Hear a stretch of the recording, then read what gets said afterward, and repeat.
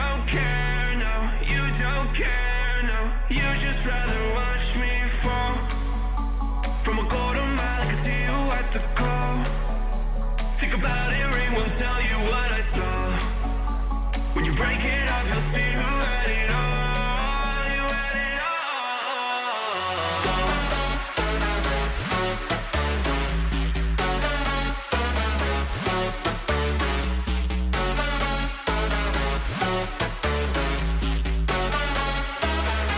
You said you wanted to fall into oblivion.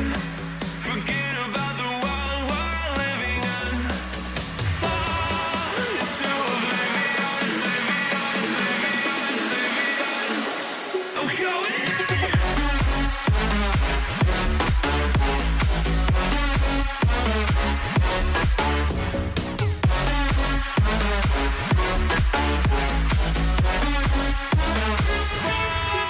Into oblivion.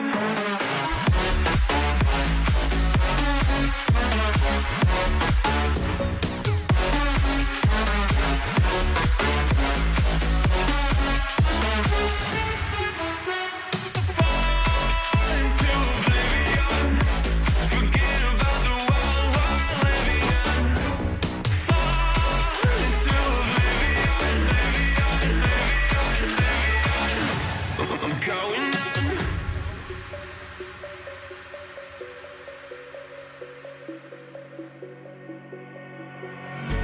You can't fall asleep when you're counting stars. Get it together. Your mind can't sleep when you let it serve. But now you wanna see me fall The bolt. from a golden mile. I can see you at the call. Think about it, ring won't tell you what I saw. When you break it off, you'll see who had it all. You had it all.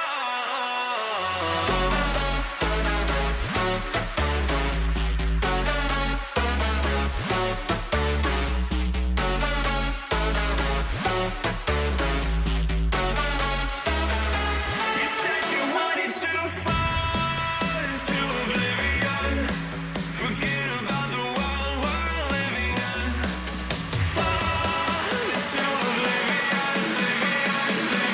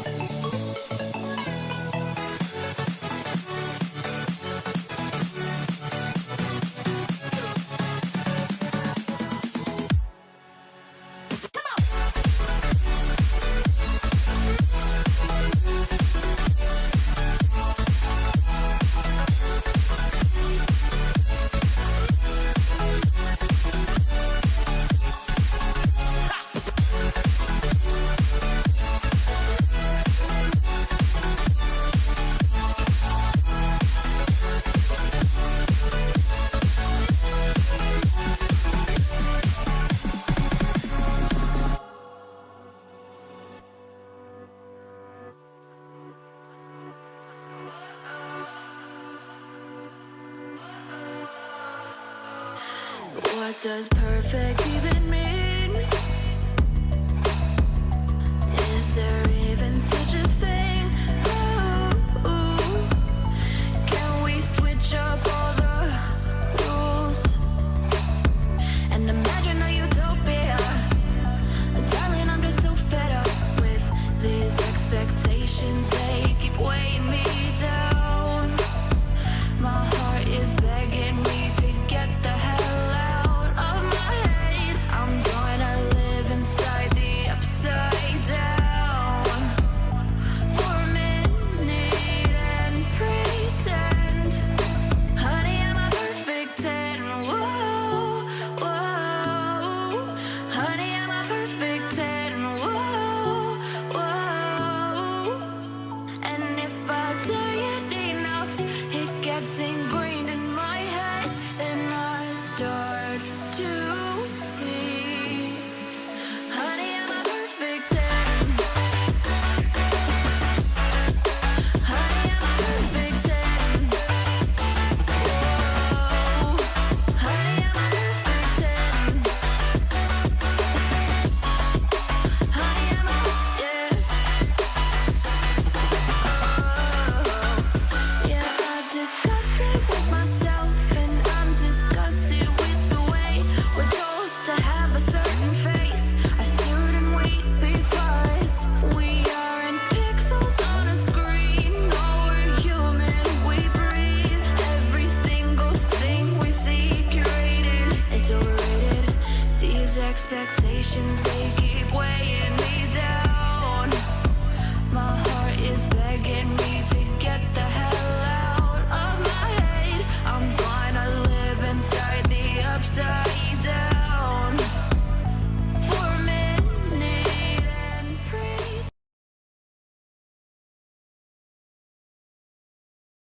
Whoa, honey, I'm a perfect 10.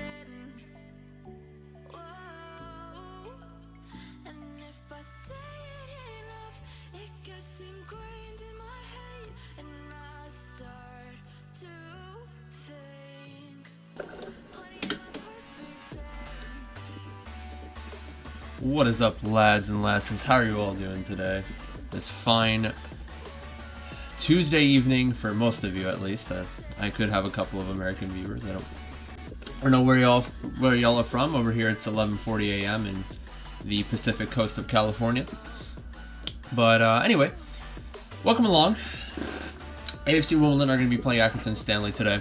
A team who has given AFC Wimbledon a lot of trouble in the past, although their last outing, it was a 5-1 thrashing on behalf of AFC Wimbledon, away at Accrington of all places as well. I mean, that was a coming out party for AFC Wimbledon. That was kind of, I shouldn't say the start of their dramatic last gasp form in their last season, because they did have a game prior where they beat Oxford 2-1. I remember that game where Alex Woodard got on the score sheet for the second one. It was a spell of 5 minutes where they scored 2 goals, I remember. And then in the next game, they just thrashed Accrington 5-1. And then, of course, a couple games later, last gasp equalizer from Joe Pigott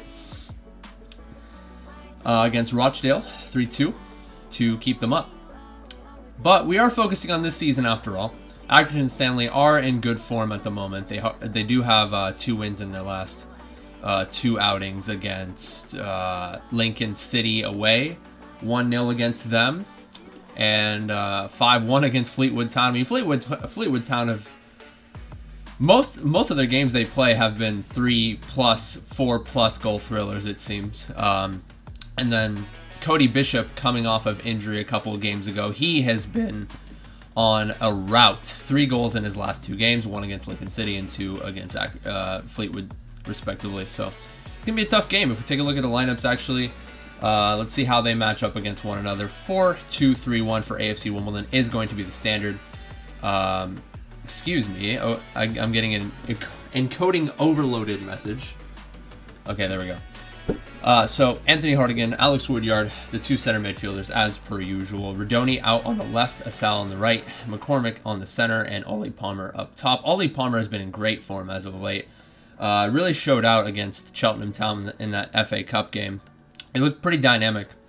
He actually did provide a very nice assist in one of those goals where he received it top of the 18, took a turn, very quick turn, 2 touches, played a ball down the 6-yard box, and it was a good all-around performance there from Ollie Palmer. Also Ayuba Sal, who had a really good finish, good off-the-ball run.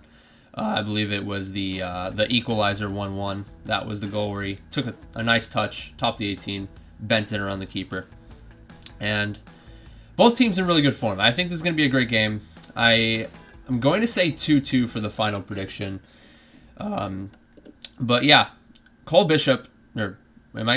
B. Bishop, excuse me, in good form right now. And he has how many goals in the season? 6 goals in the season. With Harry Pell behind him with 5. It's going to be that outside attacking mid type of guy. And then you have Seamus Connolly.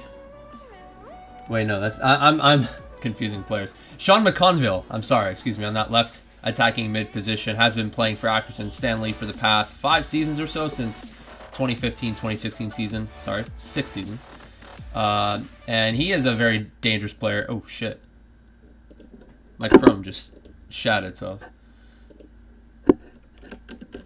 Okay. So yeah, McConville and Bishop, 2 really good players for Accrington Stanley, who both are going to be playing for another season after this one. They signed a contract this season, 2-year extension essentially. And yeah, they're going to be 2 dangerous players to look at. So hopefully we can stifle them, as well as Pell. I think, their front 3 is pretty dangerous, but they do have a tendency to concede goals. They do play a 3-5-2, and they are an attacking-oriented team. They have 28 goals for and 37 goals against this season. So hopefully we can get after it. My camera's not working, by the way. I've been trying to set it up for the past fucking 10 minutes, and I can't get it to work. So hopefully that'll change.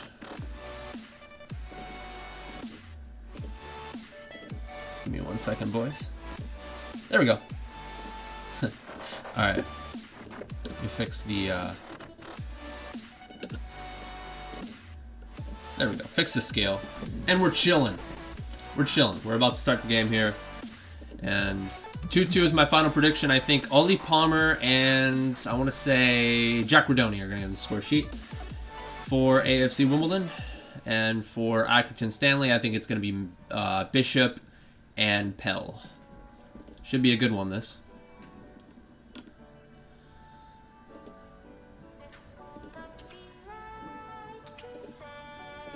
These 2 sides here that have gone one way or the other. Damn, if you guys said something in the chat I didn't see, unfortunately, because my Chrome just crashed like a minute ago. So, yep, clean slate. I can't see any more chats until you guys post some updates. Apologies for that one.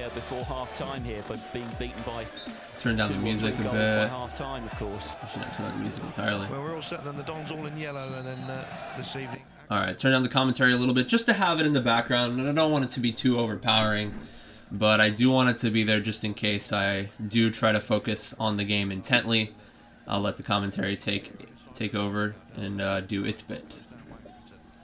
Let me set up the timer as well. 000024. And we are ready to go.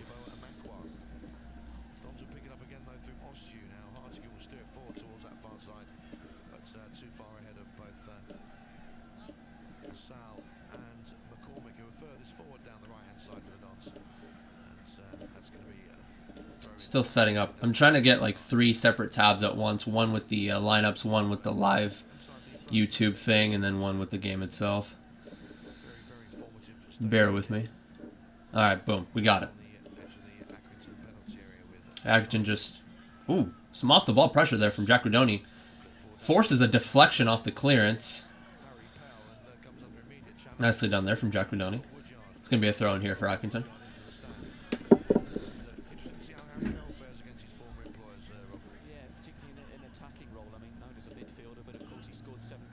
And a familiar face here, actually, for Accrington Stanley, at least on the bench. We got Archie Proctor, the former Wimbledon Academy player, and didn't get any time in the first team, unfortunately, but he's developing over there in Accrington Stanley. So I wish him all the best.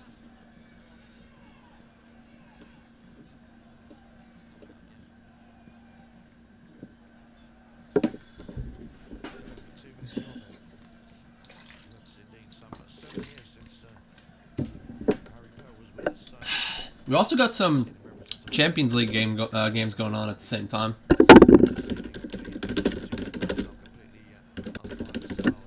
Trying to look up some scores here.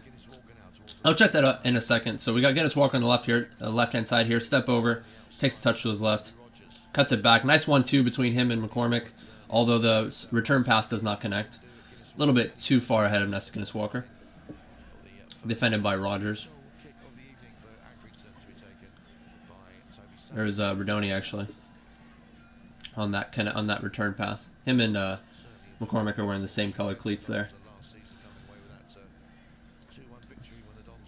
Yeah, Jack Redoni is a little bit taller, a little bit lankier. McCormick is a little shorter, a little stockier.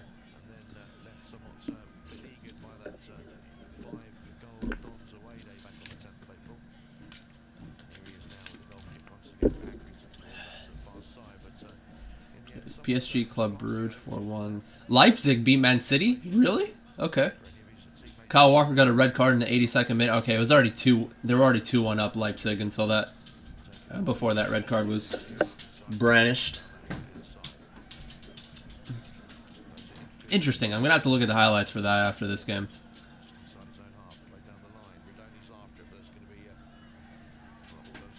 Ooh, okay. Ball down the line. Redoni keeps it in. I thought it was gonna be a corner kick there as he took a heavy touch around his man Sykes as Sykes tried to slide in for the challenge. Missed the ball, but didn't actually get Redoni either. So, or Redoni thought it was a foul. Did kind of clip him a little bit, I guess, but no foul there.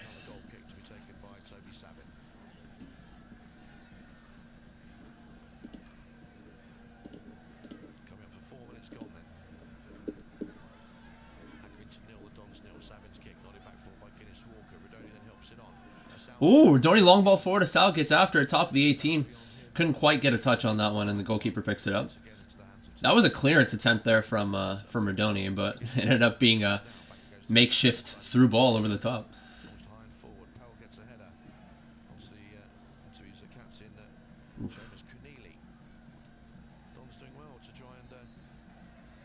So far, AFC Wimbledon are doing pretty well with press whenever they do lose the ball.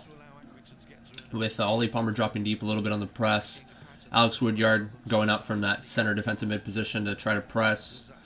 Foul committed there by Woodyard as expected. When he does, when he is a bit fiery, he does tend to commit a foul every now and again.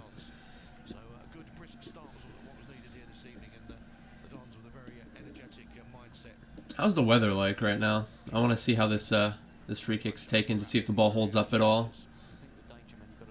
Yeah, the ball holds up a little bit. I think AFC Wimbledon are going with the wind in this half.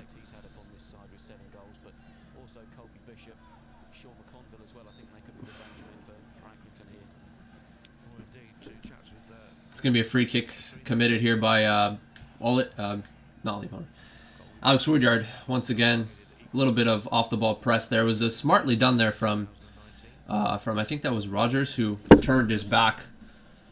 His chest was facing the touchline. He was able to draw the foul. Excuse me, that was Sean McConville. 7th season, I think, with Accrington Stanley.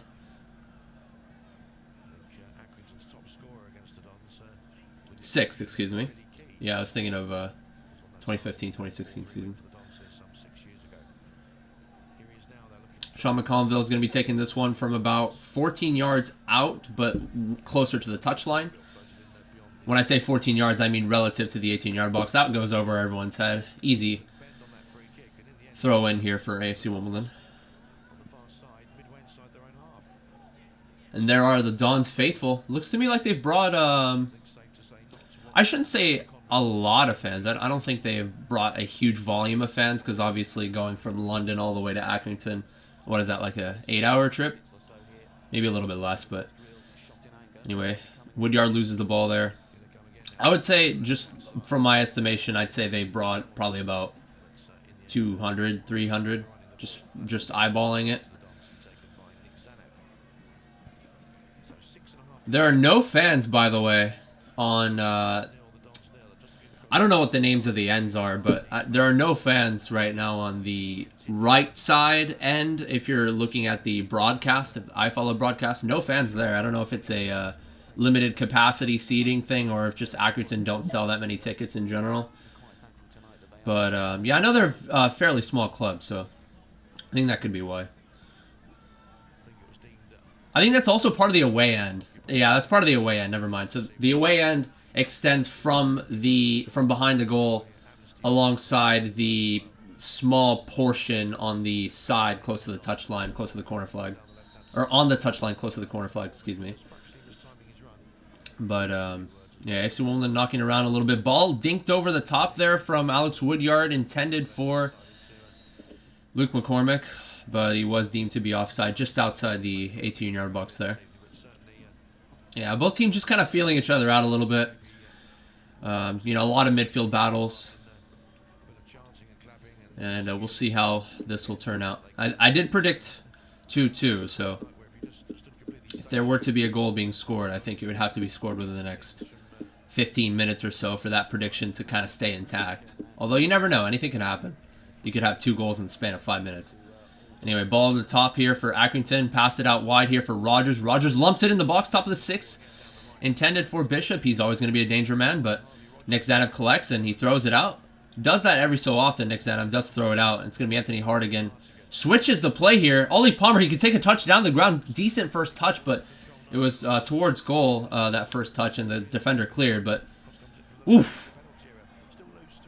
Yeah, Ollie Palmer tried to touch it down with the outside of his right foot. It was a good first touch, to be fair, but the first touch carried it towards goal, and the defender was able to get a foot off of it, and the Redoni put the ball back in the box. I think if Ollie Palmer tried to take a touch toward his left and blast it with his left, he could have had an opportunity there, but that was a really good ball there from Anthony Hartigan, lumped over the top and into the top of the 18. Ollie Palmer is going to be very dangerous once he gets that opportunity. Not only is he a target man, but every now and again you will see him, you know, taking a very nice touch. You know, he's pretty nimble for a big man, but unfortunately not able to get on the end of that one.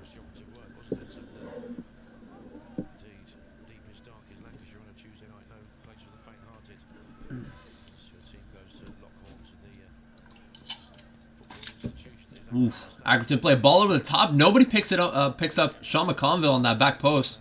He tries to volley it with the side foot from, I'd say, 8 yards out on the left side of the 6-yard box. Doesn't get any connection on that one. And I think Paul Osu will be a little disappointed with the marking there. Yeah. Maybe not the marking as much as the recovery. I think he took a second to try to track back, and then he got muscled off by one of the other players from Accrington. So,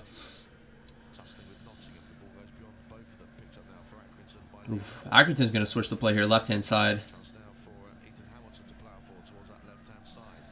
Ethan Hamilton, yeah, 4 goals in the season right now.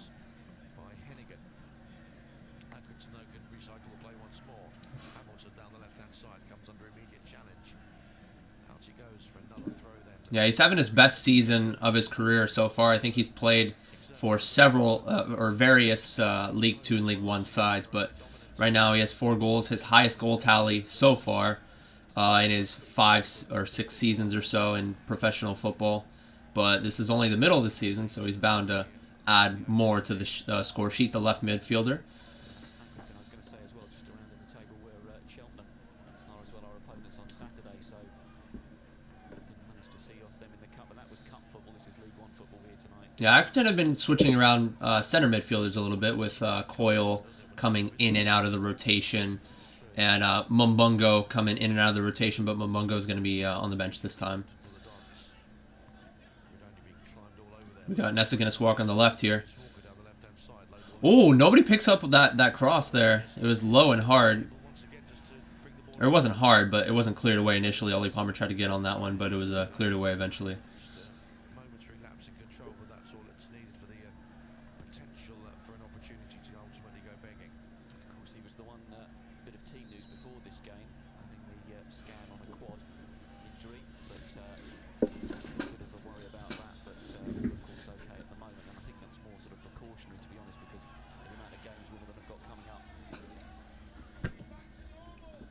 Okay, these first 10 minutes or so, or 11 minutes or so that I've been watching this game, I've been mainly focusing on trying to memorize the Accrington players' names and numbers. So I'll try to focus on the game a little bit more and get a better perspective on that.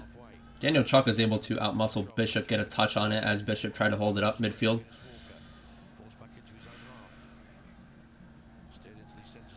Foul, yeah. Guinness Walker tried to play Hardigan square, but the ball was ahead of Hardigan and also had to sprint onto that one. Takes a nice touch ahead of space to draw the foul as I think that was Coyle trying to get on the end of that one, and he kind of tugs his shirt a little bit. Or just pulls him. That was Pell, actually. Yeah, that was a little bit of a dangerous play there with Guinness Walker. Passes a little wayward.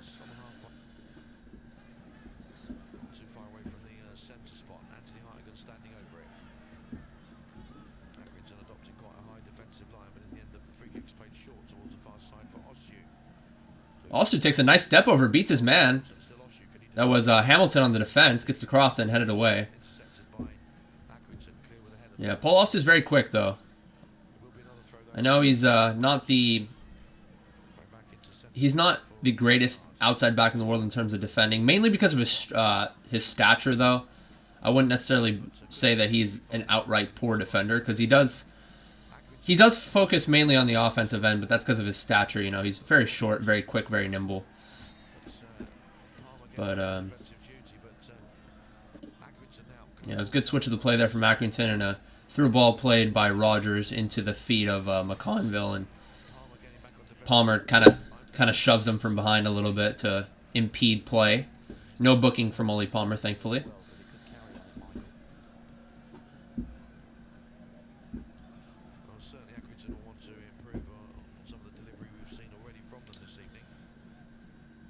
Yeah, it's been a tale of midfield battles so far. Not a lot of opportunities in the final third for either side right now.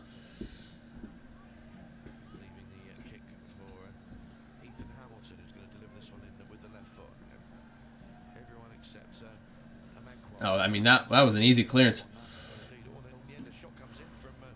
Okay, that was an easy clearance initially. As Hamilton drove it low and into the feet of McCormick. McCormick didn't get it fully clear, and then all of a sudden you see Coyle coming off of the screen onto the screen into the line of view, just trying to fire it from about 25 yards out, and it bounces off Nesta Guinness Walker's side of his heel, or side of his foot, out for a corner. Ooh. Yeah, headed away, and then a pass over intended for McConville on the right was a very, very wayward one by whoever that was.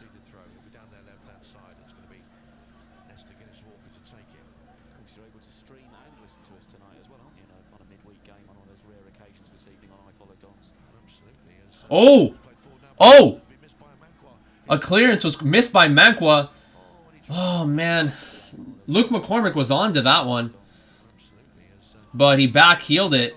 And unfortunately, his first touch took him away from goal. And then he tried to back-heel it down the 6. And I think he was just being too cute on that one, Luke McCormick. I think he should have just tried to take his man on 1v1. He could have been in on goal on the first touch, but his first touch took him outside. I think it's because the defender Amankwa did recover pretty well, so it kind of put off McCormick a bit. But I think at that point for McCormick, just turn towards Amankwa and take him on 1v1. Don't try the cute back-heel. It's a little bit too much there from McCormick.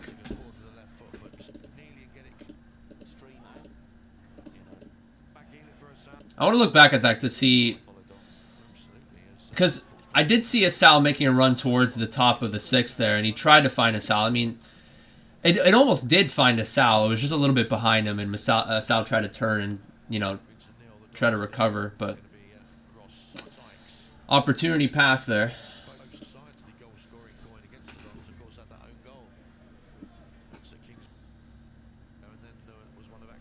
I mean, you don't want to put it past McCormick, or, you know, to make a play like that, because McCormick is a quality player, and he does have the capability of making a play like that, you know, back-heeled down the 6 to find his man, and it was a good eye from him to find Ayuba Sal making that run, but Yeah, I think it would have been safer to just try to take his man on 1v1 perhaps. Even though it was a little bit towards the outside as his first touch kind of let him down. But, yeah. Connelly's back on his feet, and as play had to be stopped for him to proceed through, but he now has to leave the field, and we'll be back on shortly, but just temporarily Accrington down to 10 men. Here's Ross Sykes now with the throw. Down the line and into the Dons half. We got 4 Dons players around McConville right now after that throw-in was chested down by him. 4 Dons players all around McConville. That was crazy. So they win the ball back here. Nice 2-touch football being played by AFC Wimbledon right now to get out of that press from Accrington. You know that patented double team, that patented press that AFC Wimbledon like to commit? Accrington like to do that as well. They do press pretty high at times, and they were able to work around that pretty well. But now Ayuba Sal on the hold up there tried to play Paul Ossio on the right-hand side, but his pass was looped over him. I think he tried to play it with the outside of his boot, but got under the ball. It was good work there by AFC Wimbledon. I mean, Guinness Walker connecting with Redoni playing it square to Hardigan playing it to Asal. Asal tried to play it over to Osu, but it was over his head. Yeah, I think there could be at least 1 goal off of a turnover in this game, where a forced turnover from the press, from the double team, etc. I think we'll see at least one of those today from either side. Both teams are known for their press.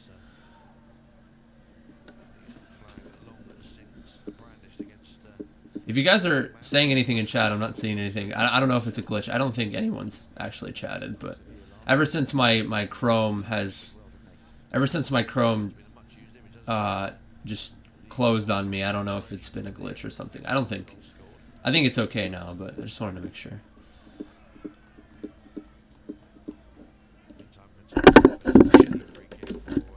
Sorry, I'm trying to... Mike's in the way of my keyboard.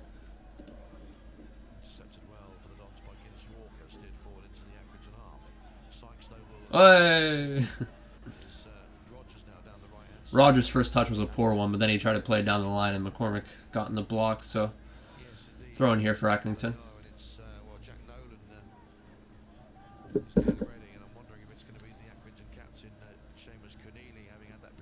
EFL League One results. Checking the results. The Bolton Wanderers are trailing. Just checking the results on my phone, because I noticed that when I try to check results on the computer, like, you know, it blocks the iFollow, especially when I have 3 separate tabs open, one for the lineups, one for the chat, and one for the iFollow. So I think it'll be better if I just look it up on my phone. So we got Fleetwood 1-0 against Bolton. Gillingham 1-0 against Rotherham. That's not really good in terms of results for AFC Wimbledon's sake. As Gillingham, we're still behind Wimbledon. We got another injury here, actually. More of a knock, more than anything here for, I think that's Sean McConville. Could be a bit of an ankle issue. Yes, to a certain extent, both sides kind of cancelling each other out, and certainly in terms of how the balance of play has gone, certainly much more favourable from the Dons than in some of the previous visits. Oxford 1-0 Doncaster. Doncaster just sacked their manager, so I wonder how they're going to fare. Same with Ipswich, actually. I think the Ipswich sacking was pretty unfair, if I'm honest. Paul Cook, you know, not even given that much time. And, you know, some people might argue, you know, you have all these players that you got, all this money, you know, a lot of money in the transfer budget. And, you know, he couldn't get the results. But to be fair, I mean, Paul Cook just got assigned, and the Ipswich players don't really look like they don't really look like they've been playing with that much cohesion, and they haven't been playing, you know. Oh, never mind, he was off anyway. It was a long ball from when I say long ball, I mean medium long ball over the top there, played by Guinness Walker, intended for yeah, but it was offside there from Luke McCormick making that run. Anyway, I just think Ipswich are not playing with that much passion and desire, so I think, you know, Paul Cook's sacking was a little bit harsh, in my personal opinion. But let me move.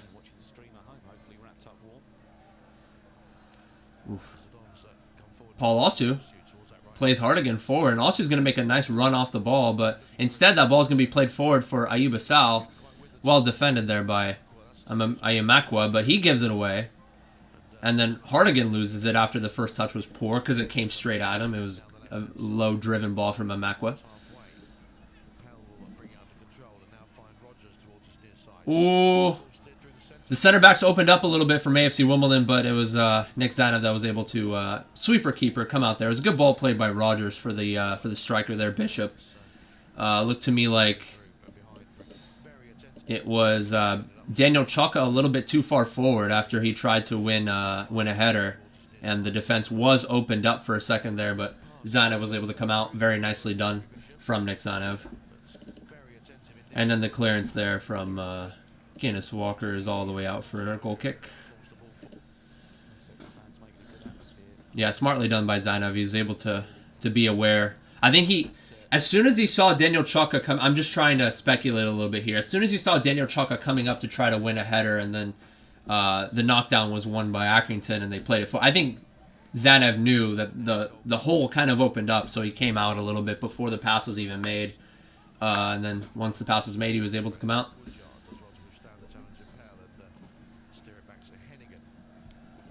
Oof.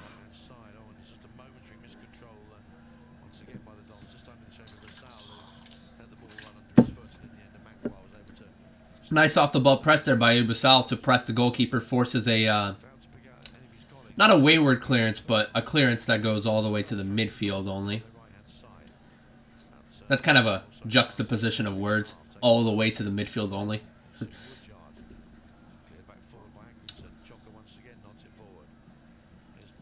Nah. Okay, Palmer gets fouled there by Amanakwa. Amanakwa. I think that's how you pronounce it. Amanakwa. Say that 10 times fast. Amanakwa. I'm just taking the piss right now. Don't mind me.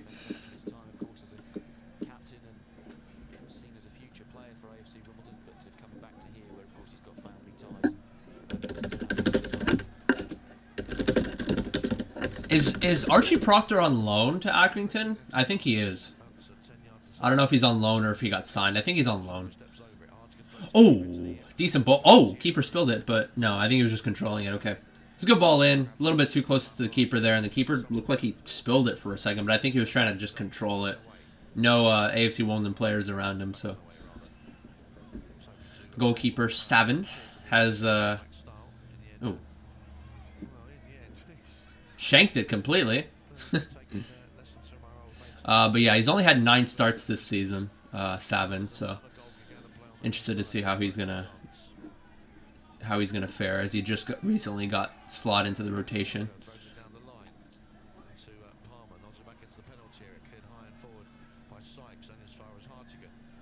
And that's for such from McCormick, tries to blast it towards goal, gets blocked.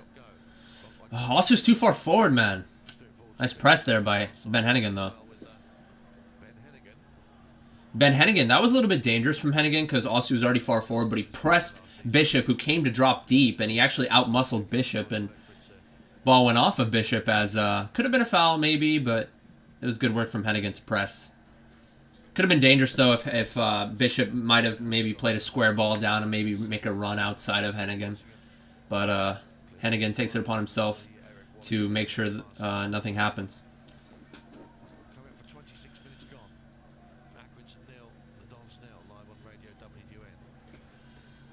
Yeah, I mean, not the most exciting first half in the world. I think both teams are just, like I said, feeling each other out. A lot of midfield battles, and a lot of headers won in the final third by both sides. Although,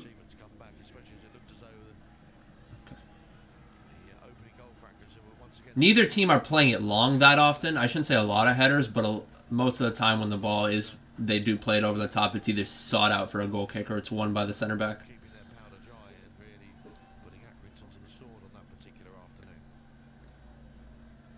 Yeah, long throw here. Daniel Chaka tried to get on the end of that one, but it was header was won there by, I think that might have been Nottingham.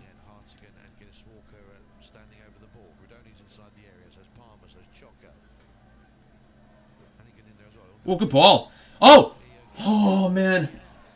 Ollie Palmer's in the back post. There was a little bit of a flick on. I think it was an attempted clearance there from Accrington, but didn't get enough purchase on it. It found it to Ollie Palmer. Kind of came at him really quick. Didn't expect it. It bounced off his chest. He tried to blast it with his left. And to his dismay, over the bar. It was with his right foot, actually. Over the bar there. Just came at him suddenly. He didn't chest it down. It just came off of his chest after a little bit of a flick, and then he tried to... He tried to take it early, so he did get underneath the ball as a result. Damn. Certainly one that Ollie Palmer would like to have back. Pell tries to switch the play. Paul Osu is onto that pretty quickly, but him and Ayub Asal on the double team there. Asal commits the foul. Shit. I like that from Asal. You know, he sees that Osu could have been out of position as he did drift in from the right to try to press Pell there, and Asal tried to help just in case Pell tried to turn outside and play to the left. Tactical foul, if you will. That was Hamilton on the ball. Excuse me. I will be a little bit confused with the Accrington players every now and again. I'm not too familiar with them. So.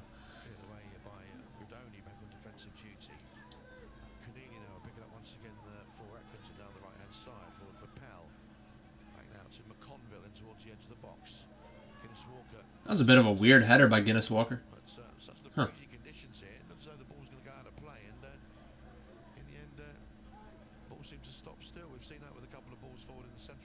Yeah, I mean, you don't expect the weather in frickin' December in the UK to be sunshine and roses. That's something I have to take into consideration when I go in March, although it's not going to be nearly as cold. You never know. You know, I'm going to go to the UK in mid-March, by the way. So it's still going to be winter, technically. Still got to keep in mind it's still going to be kind of cold, kind of windy at times. Ooh, Sykes with a cross all the way back post, knotted back in from the back post and over everyone's head.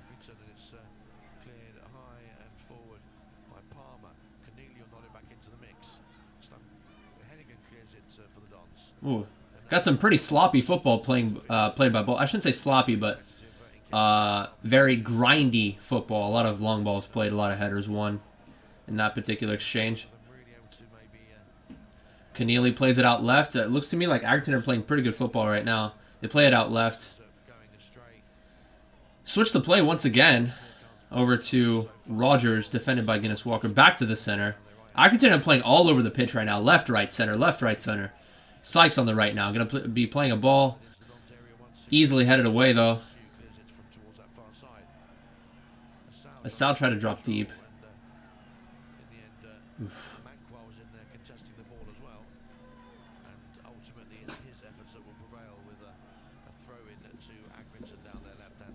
Yeah, a little bit of a good spell of possession here by Accrington at the moment.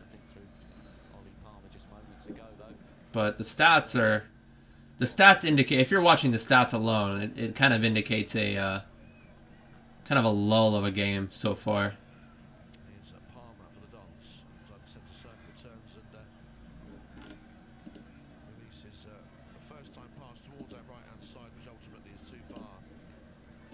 Yeah, 2 shots, 0 on target. 3 shots, 0 on target, respectively for both teams. And yeah, I'll try to make do with what I got. I hope my commentary is decent. I hope you guys are enjoying it. For those of you that don't have iFollow and have decided to come onto the stream, I hope it is fairly entertaining.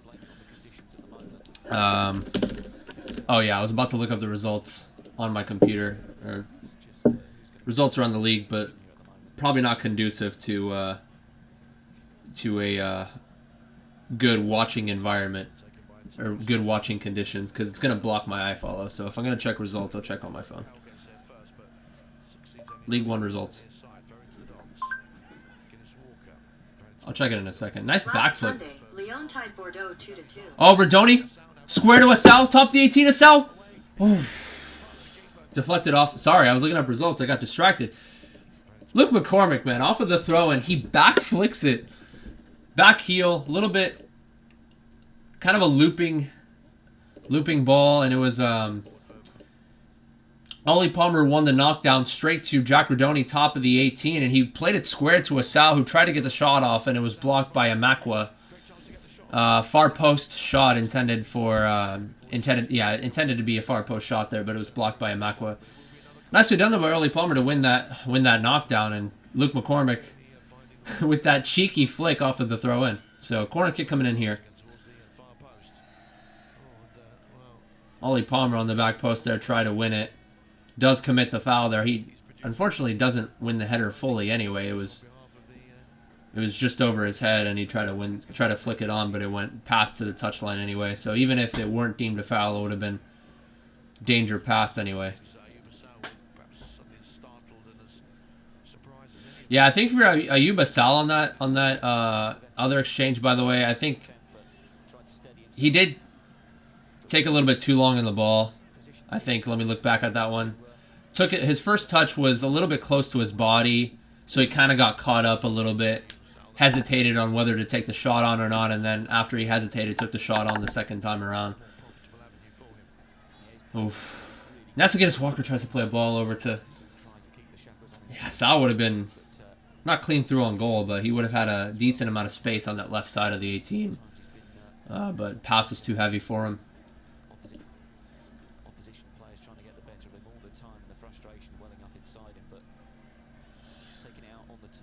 Off the ball runs are pretty good here from AFC Wimbledon right now. I think they're fairly active off the ball. They're not connecting on a lot of their passes.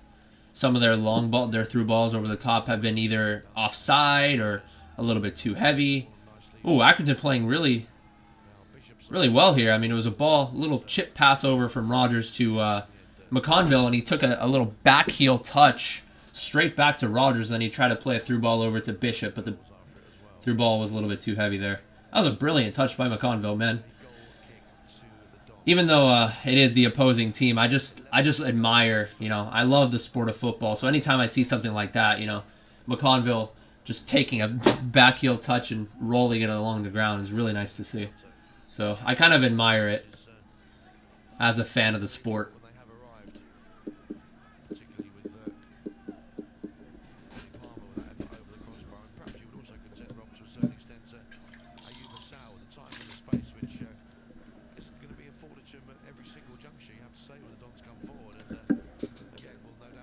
When I said I said League One results. I forgot to do EFL because they looked up Ligue 1 from France.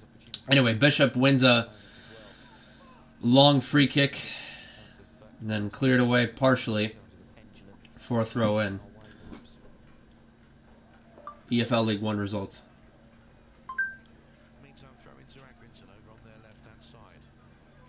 Yeah, Charlton 1-0 over Ipswich. They're going to take a little bit of time to get acquainted to that sacking.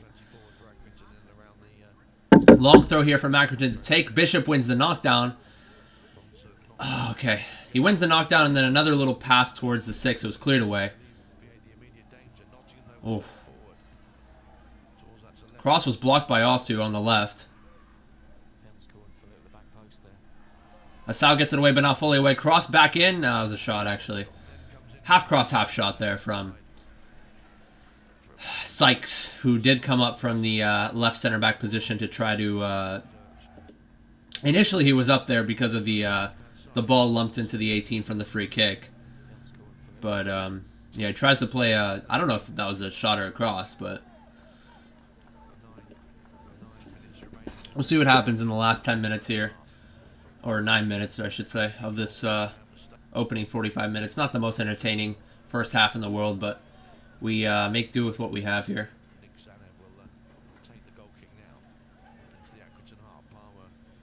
Nobody wins the initial header.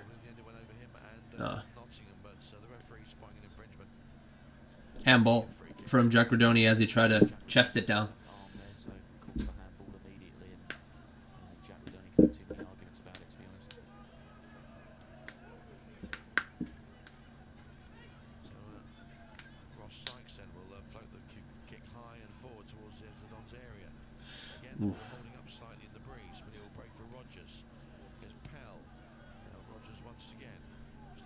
Ooh, nicely done there from Hartigan. Cuts off a square ball there from Rogers, but unfortunately the ball over the top intended for Asal was a little bit too heavy there from Luke McCormick.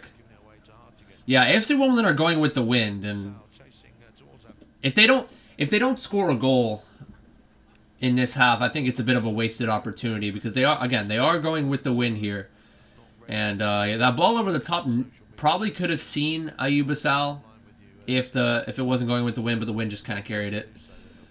Yeah, it's going to be a bit of a waste if AFC Wimbledon don't come away in this half 1-0 up, perhaps. So, hopefully they can score relatively soon. It's going to be a free kick to Accrington. That's 10 yards or so inside their own half. The fact that you can enjoy the pictures as well as the That could be a reason why some of their through balls have been a little bit too heavy. For example, Nesta Guinness-Walker trying to play a ball down the left of the 18-yard area to Ayuba Sal earlier in the half. Could have been a really good ball, as Sal had probably 5 or 6 yards of space with the next defender closest to him being, you know, around 8 yards from the post, from the near post. And, you know, had a few yards of space there, but ball kind of carried it. Or wind kind of carried the ball there. But anyway. This week at Man City, we were singing "We're with Peter With," say "We're with Peter With."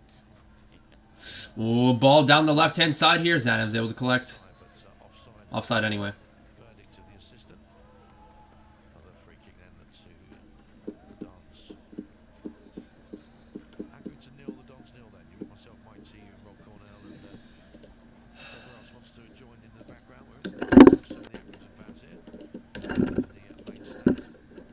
They're very nice people, they are too. Oh yeah, Always got to be welcome here. there's that kind of mutual respect, appreciation between the two clubs for, you know, we're both here. Oh, nobody wins long. Okay, Nick Zanev booted it long, and nobody was on that one. I want to look back. Ollie Palmer and Amenakwa were tussling for it, and neither won the header. So I'm 10 seconds behind, by the way. And off the punt, Daniel Chaka commits the foul off of Bishop, who was holding it up. Bishop's done a good job so far in terms of the hold-up, I should say. Won a couple of aerial duels as well. All around, you know, decent strikers. Kind of like an Ollie Palmer, you know. Although Bishop's a little bit stockier than Palmer. Palmer's a little bit more nimble. Both of them kind of play a similar role. They play the hold-up man and occasional... Wow. Okay. That was a really good ball. Top of the six. Pell. Header was just wide. That was an extreme let-off from AFC Wimbledon. Pell timed his run perfectly to get him behind the back line, and it looked to me like Daniel Chaka was contesting for the header, but he couldn't win it in the end. And although Daniel Chaka is very good in the air, his marking at times can be kind of poor, and I think Daniel Chaka a little bit slow to react to that one. And if I could compare that moment to another moment that we saw earlier in the season, I would say it was against... I'm trying to think of who was against. Oh, midfield battle. Okay, I'll get back to that. Nice first touch there by Luke McCormick to try to see Ollie Palmer, but it was nicked away by Coyle on the first touch. Hamilton will find that Corneli is a Manqua now moving forward into the Dons half.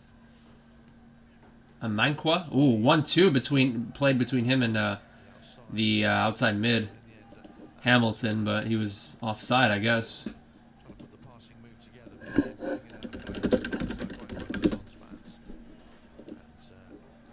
Go for a throw in to be taken by Paul Ossu.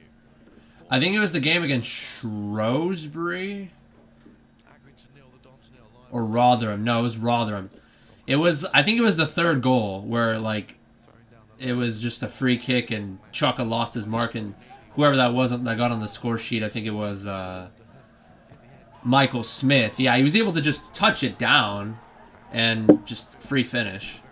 I guess that's a moment that I can compare to him losing his mark in this situation a couple minutes ago. Pell not able to convert the header on the top of the six.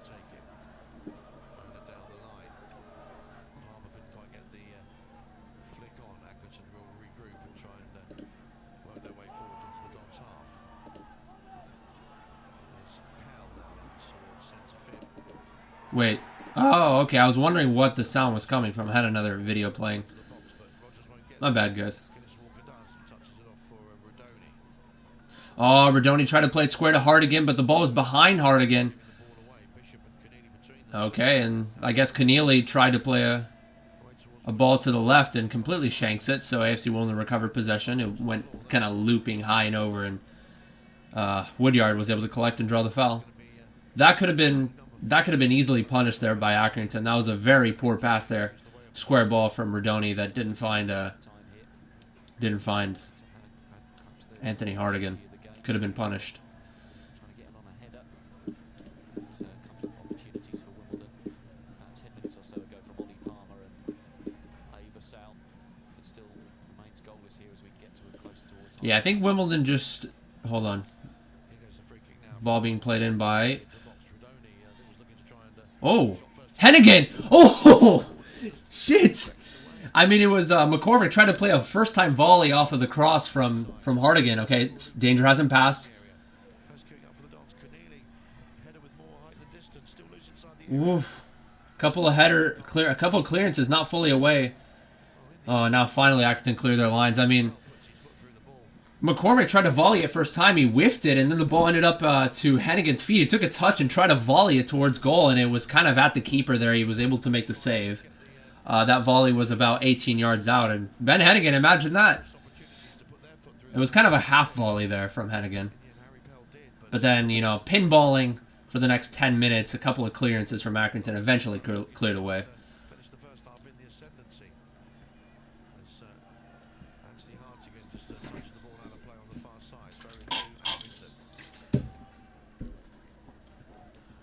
Dons fans making their voices heard here. They're jumping up and down as well. A few of them are.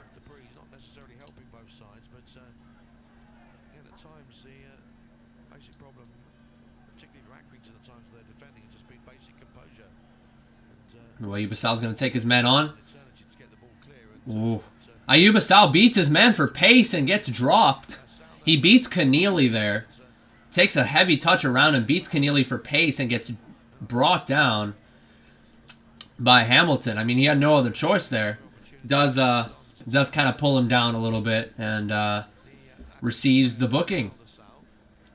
It was Keneally who tried to slide in to recover, and he did get a piece of the ball there, but Ayub Basal was able to, even though it did impede his running a little bit, he did come away with it in the end and took another heavy touch down the wing and drew the foul there from Hamilton.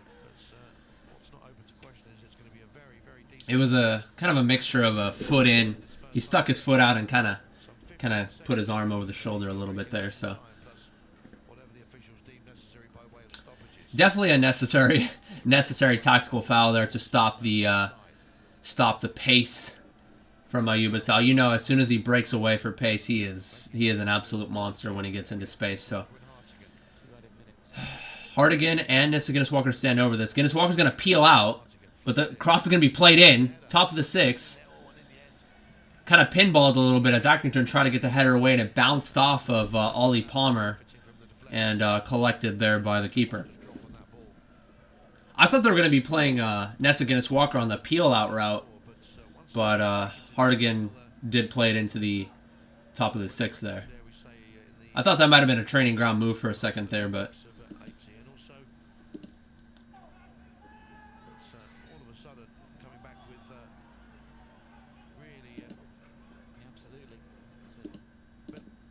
And it looks to me like Nesta Guinness-Walker commits the foul there. Or it was Daniel Chuka that commits the foul. Kind of a... Not a long ball over the top. It was like 12 yards over the top, intended for Bishop on the hold-up, and he draws the foul there. Oh. Cross came in, headed away. Foul committed there by Bishop. Bishop and Chuka have kind of had a really good battle so far this half. At times, Chuka's won out, and at times, Bishop has won out.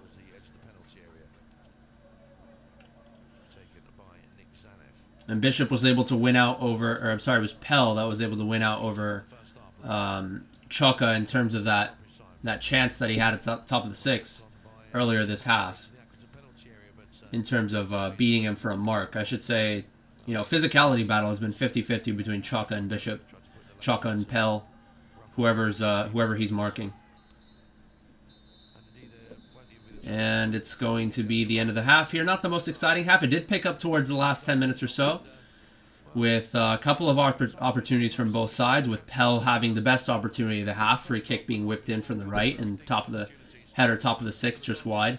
AFC Wimbledon with a couple of opportunities there. One with I think a goal kick from Zanev. Nobody wins the header. And Amekwa, I guess, lost track of the ball. I don't exactly remember how, exactly what happened there. And McCormick, his first touch took him to the right instead of, you know, towards goal. I think it was because, like I said, Amekwa recovered pretty well, and he tried to back heel it down the six to Ayuba Sal. Maybe a little bit too cute in that particular play was Luke McCormick. Could have played a little bit more simply, but I think Ayuba Sal was pretty good too. Off the ball runs were pretty good. There were a couple of instances in which he tried to receive a pass from Guinness Walker down that left hand side. Pass was a little too heavy, and then McCormick tried to try to make a run. He was deemed to be offside off of a long ball from Guinness Walker as well, or either him or Chuck, I don't remember. But, you know, off the ball runs are decent from AFC Wimbledon. I think they're not sloppy per se. It's just a lot of times possessions being lost in the midfield through high press and through tackles. A couple of wayward passes from both sides as well, but neither side capitalizing on those counterattacking opportunities. I think both teams have kind of lacked a little bit in the final third. And, a couple of half chances from AFC Wimbledon, too. I mean, Ollie Palmer with a nice ball over the top from Anthony Hartigan from the right side, took a touch towards goal instead of towards his left where he had the space inside the 18. And as a result, it was either Sykes or Nottingham getting a piece of it and partially clearing it away.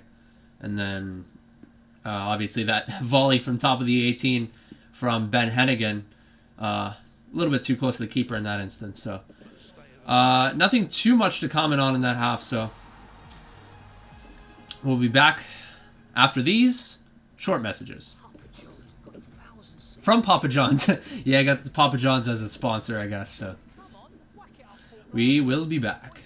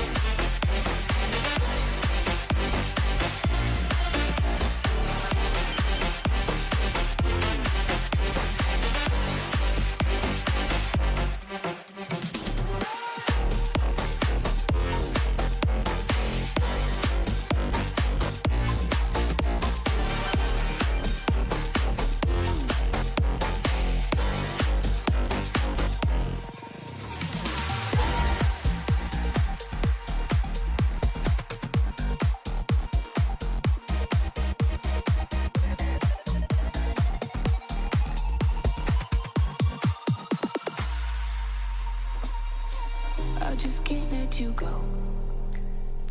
Lord knows that I've tried to. You said I was the only one. Yo guys, are y'all still there? Okay. I just realized something. So I looked at the, I was looking at top chat.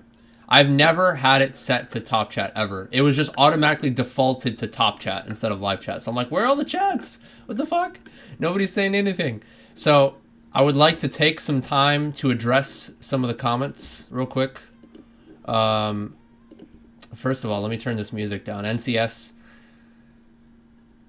It can be a little annoying at times, but unfortunately I have no choice. I don't want to get copyright striked or anything because I do eventually want to monetize this channel, so I kind of want to have this channel in good standing.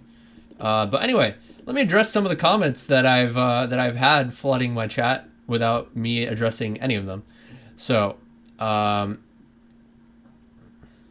are we feeling though, Jaggy? I'm pretty sure this was sent before the chat. iHanson45. Feeling pretty good.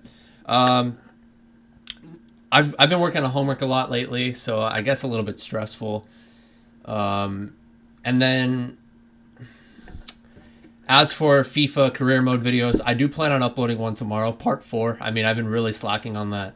I want to hear your guys' thoughts on this, by the way, before I upload this. I did actually record like 5-6 days ago, but then I kind of got demotivated from editing because I'm like, ah, fuck, was this a good decision? I decided to let Anthony Hartigan go. I got a transfer offer, and I decided to negotiate a transfer offer for him, and I decided to let him go for $1 million. And the reason why that is because in FIFA, I wouldn't do this if I were a manager for AFC Wimbledon in real life, but in FIFA standards, career mode standards, we have like 6 or 7 center mids, and I feel like, you know, getting rid of one of them, getting enough money for a transfer for another outside midfielder or striker would have been the better solution. What do you guys think of that? Letting Anthony Hartigan go. As soon as I did that, I'm like, oh, fuck, I kind of regret this. So I don't know if... I just felt demotivated from editing the video because I'm like, oh, fuck, I just got rid of Anthony Hartigan. He's a fan favorite. What do you guys think of that? First of all. Okay. Other comments. Hennigan made a mistake on Saturday. Yeah, of course. He made a mistake on Saturday against Cheltenham. I didn't see it on the highlights. But he also made a mistake against Fleetwood, obviously, on Tuesday. So, a little bit of poor form from Hennigan. What are your opinions on the Boreham Wood draw? I like it. I like the Boreham Wood draw. But the FA Cup is full of surprises, as we all know. So, you know, even though we did draw Boreham Wood, hopefully we're on top of it. And every once in a while, we do have a tendency to play down to our competition. We saw that against Guiseley, even though we beat them 1-0. We saw them against Sutton. We lost to them 1-0. So hopefully we'll take that in stride. Yeah, I think it should be an easy path to the next round, but you never know. I do want to see a decent draw in the 4th round. I don't want to see a big club like a Man United or Man City, but I want to see a decent draw. Perhaps, I don't know, perhaps an Everton, or perhaps Southampton, or Fulham, something. You know, something. Unless one of those 3 got knocked out. By the way, Portsmouth did get knocked out by Harrogate. Yeah, Portsmouth did get knocked out by Harrogate in the 3rd round. That was quite the upset. Liverpool at Plough Lane would be great. Yeah, I don't know if you guys are watching the live stream right now because I did go on intermission, but I just wanted to address some of those comments that I missed out on. So, second half, I will be answering your guys' questions, comments, concerns, or anything else few and far in between. So, that being said, I'll be back. If I can even switch over. Okay, there we go.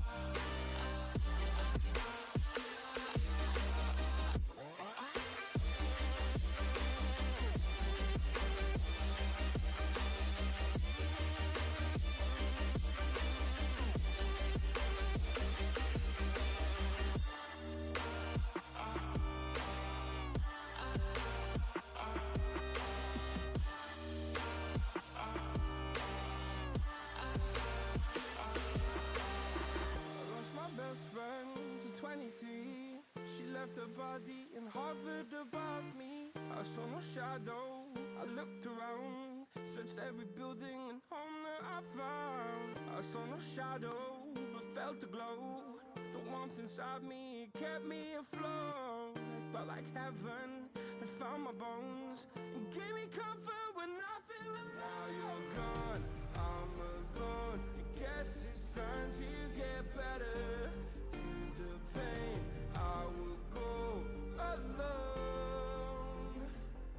If I fall, break my bones, I will scream even louder. 'Cause I'm not dying alone. I lost my best friend to 23. She left her body and hovered above me.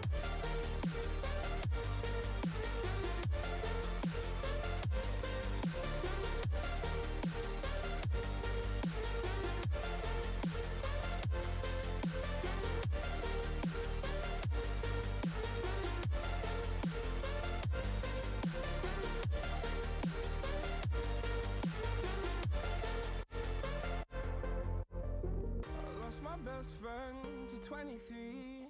I heard the heavens crying above me. The gain's an angel, I lost a friend. I felt like dying again and again. I went through hell, stared at death, but I keep fighting with each living breath. I saw no way out from where I stood. Felt like the fire had burned me through. Now you're gone, I'm alone. I guess it's time to get better. Through the pain, I will go alone. If I fall, break my bones, I will scream even louder. 'Cause I'm not dying alone. I lost my best friend.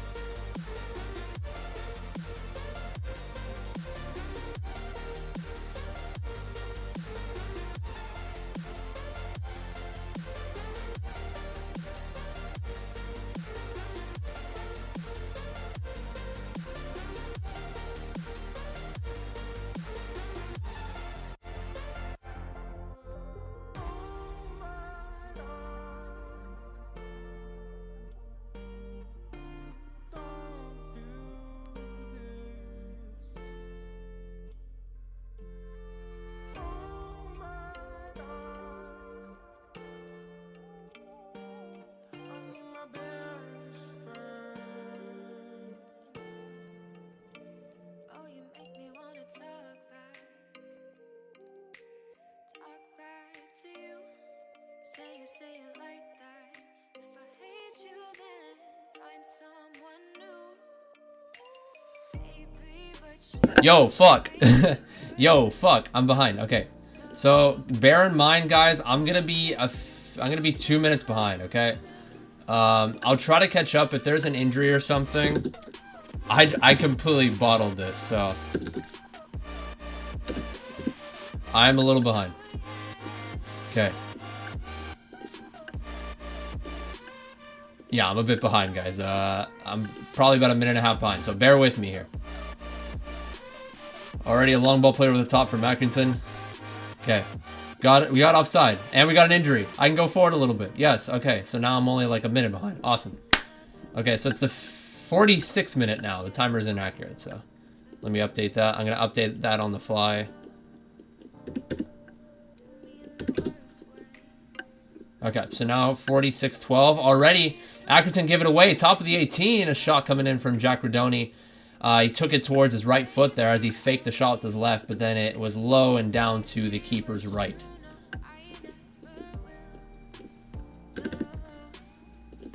Oh, Nesta Guinness Walker tried to play back to Zanev, but that's not the right play there off of the first initial bounce there from the punt. Okay, so Accrington recovered, or they reset towards the right-hand side here. They could have easily tried to play a nice little incisive through ball there to their number 9, but didn't occur. And now AFC Wimbledon are going to be pinned back here with a long throw. Headed away, but not fully away. It's going to be a corner kick here for Accrington. Still a bit behind here.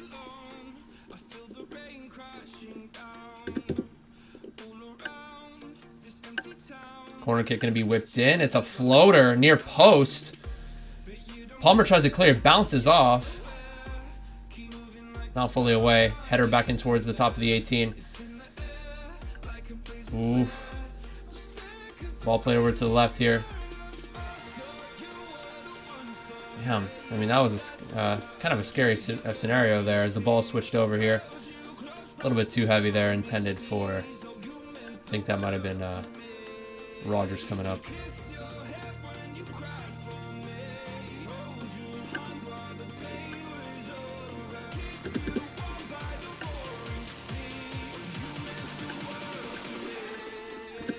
I need to turn off this freaking NCS. Ugh. Music off. Okay, commentary on. We're back. We're back. All right. So again,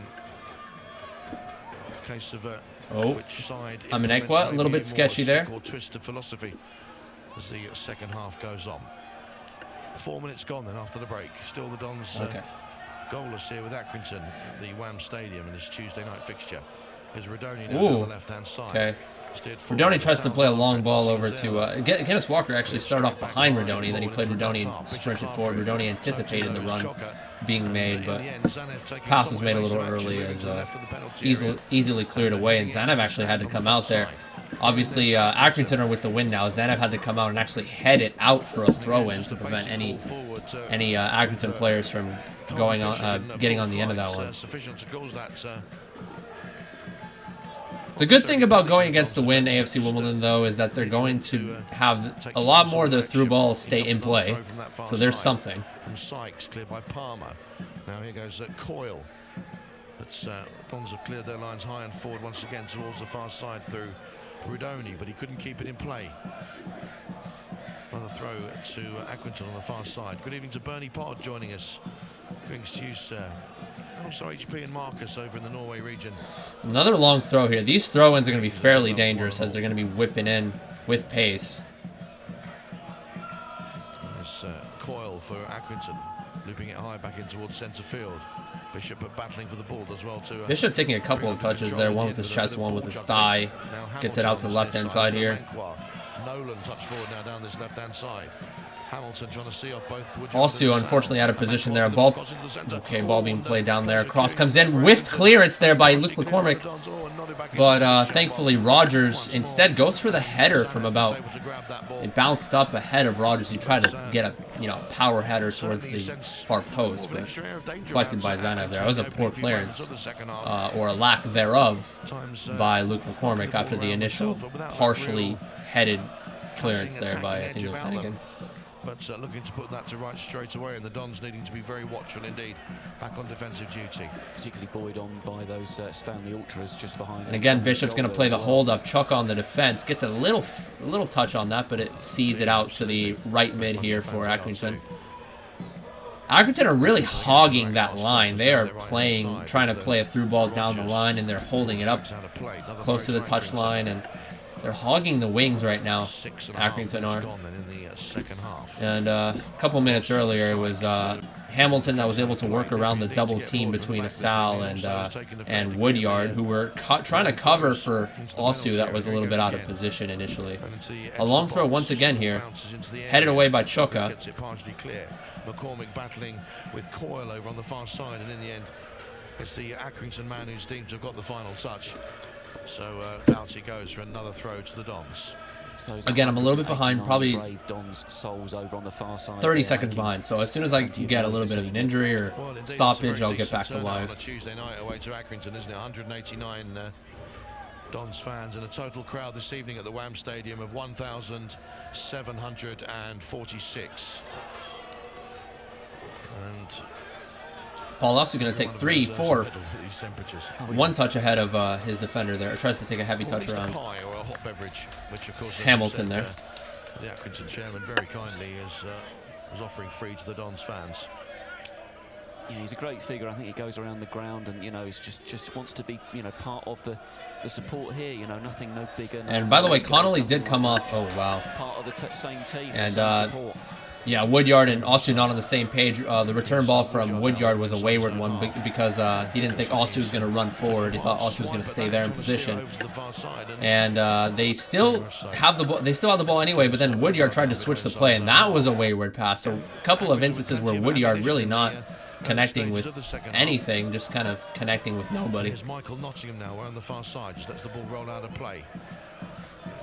For another throw. Again, it's going to be Ross Sykes. Nobody in particular. To take it. It's an imposing figure. It's their best spell of sustained pressure. Another long throw. Yeah, very much so. Daniel Chuka easily wins the header there over Rogers. Again, nothing to seriously trouble the Dons. It's not resulted in a whole string of saves or last gasp clearances. But of course, the longer you allow a team to maybe dominate that particular Probably been area a of the good field, 4 or 5 that headers so something far. may well present itself. 6 headers in sooner rather a than later. 10-second Obviously, the span. Dons, More headers being won by certainly both sides. more than hold their own, The threatening last one themselves in the being a first half. header from They'll Hardigan find out themselves for the playing throw catch up in. here this evening.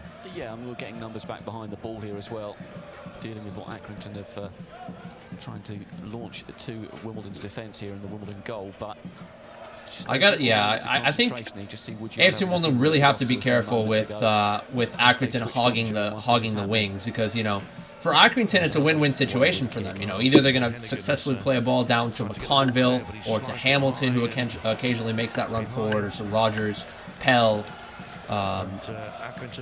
Either they play the ball forward and they find them successfully, or they force a throw in and they just keep pumping it long. Long throw, long throw, long throw with the win. So Wimbledon are really going to be tested this half defensively. So far they have passed the test with flying colors. And there's that header initially won by Palmer, but then it got flicked on. Ooh. Back post. I gotta look back at that. I'm rewinding a little bit. The initial header was flicked on by Palmer, but then on the back post, oh, man, it was won by Palmer, but it bounced off the side of his head rather than the back of his head, and then Zana tried to palm it out, and the return cross could have seen a goal there, but whoever that was that tried to get the header on, it was number 2, Rogers. Again, another header, top of the 6, where Accrington failed to direct it towards goal.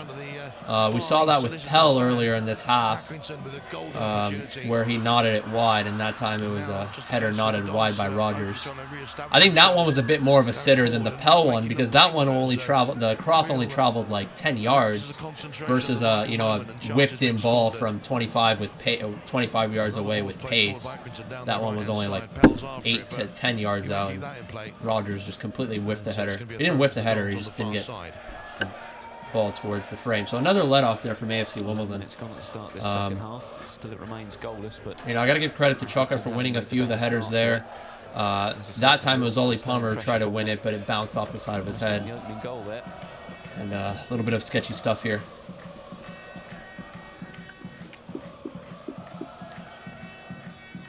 So still goalless then here. Vice season Ben Gola. What kind of language are you speaking, bro? 2.5. Is that the line right now? I think the live line is over 1.5. I would have bet the over 2.5. But the over 2.5 is not looking too strong right now. I did predict it 2-2. So yeah, that bet not looking too strong right now.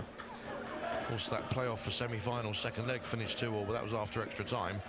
But in regular league matches, one side has always been able to make off with the spoils, and wonder if that's going to be perhaps a little bit harder for either of the sides this evening, given the real physical endeavour that's been put in out there in certainly very trying conditions. And God damn, if I were to... This is probably one of the most... I've seen probably the most volume of headers all game I've seen so far. Anyway, Luke McCormick is going to be playing a through ball over to Ollie Palmer, who actually hooks out wide to receive that. And he puts a good ball into the box, and that's against Walker. Tries to flick it over back post, actually.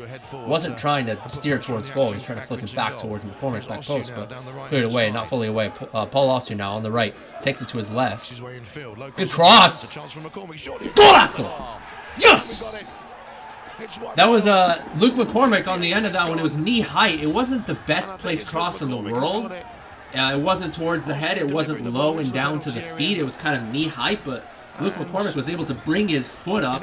Good first touch. Blast it far post from 6 yards out. Luke McCormick gets on the score sheet. 1-0. AFC Wimbledon, baby. Golazo! Just inside that left-hand post. That was 58 minutes and 30 seconds into the game. So I'm in the live now. My scoreboard is not updated. So 58 minutes, 30 seconds in. And Luke McCormick gets in the score sheet. Yes, good first touch there from McCormick.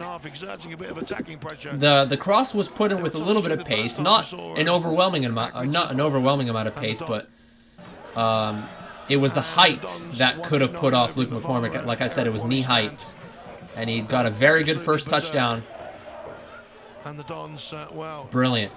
Brilliant from Lukey McCormick. No chance for Toby Savin. It's Accrington 0, Wimbledon 1. And all the Dons Give me gin and tonic.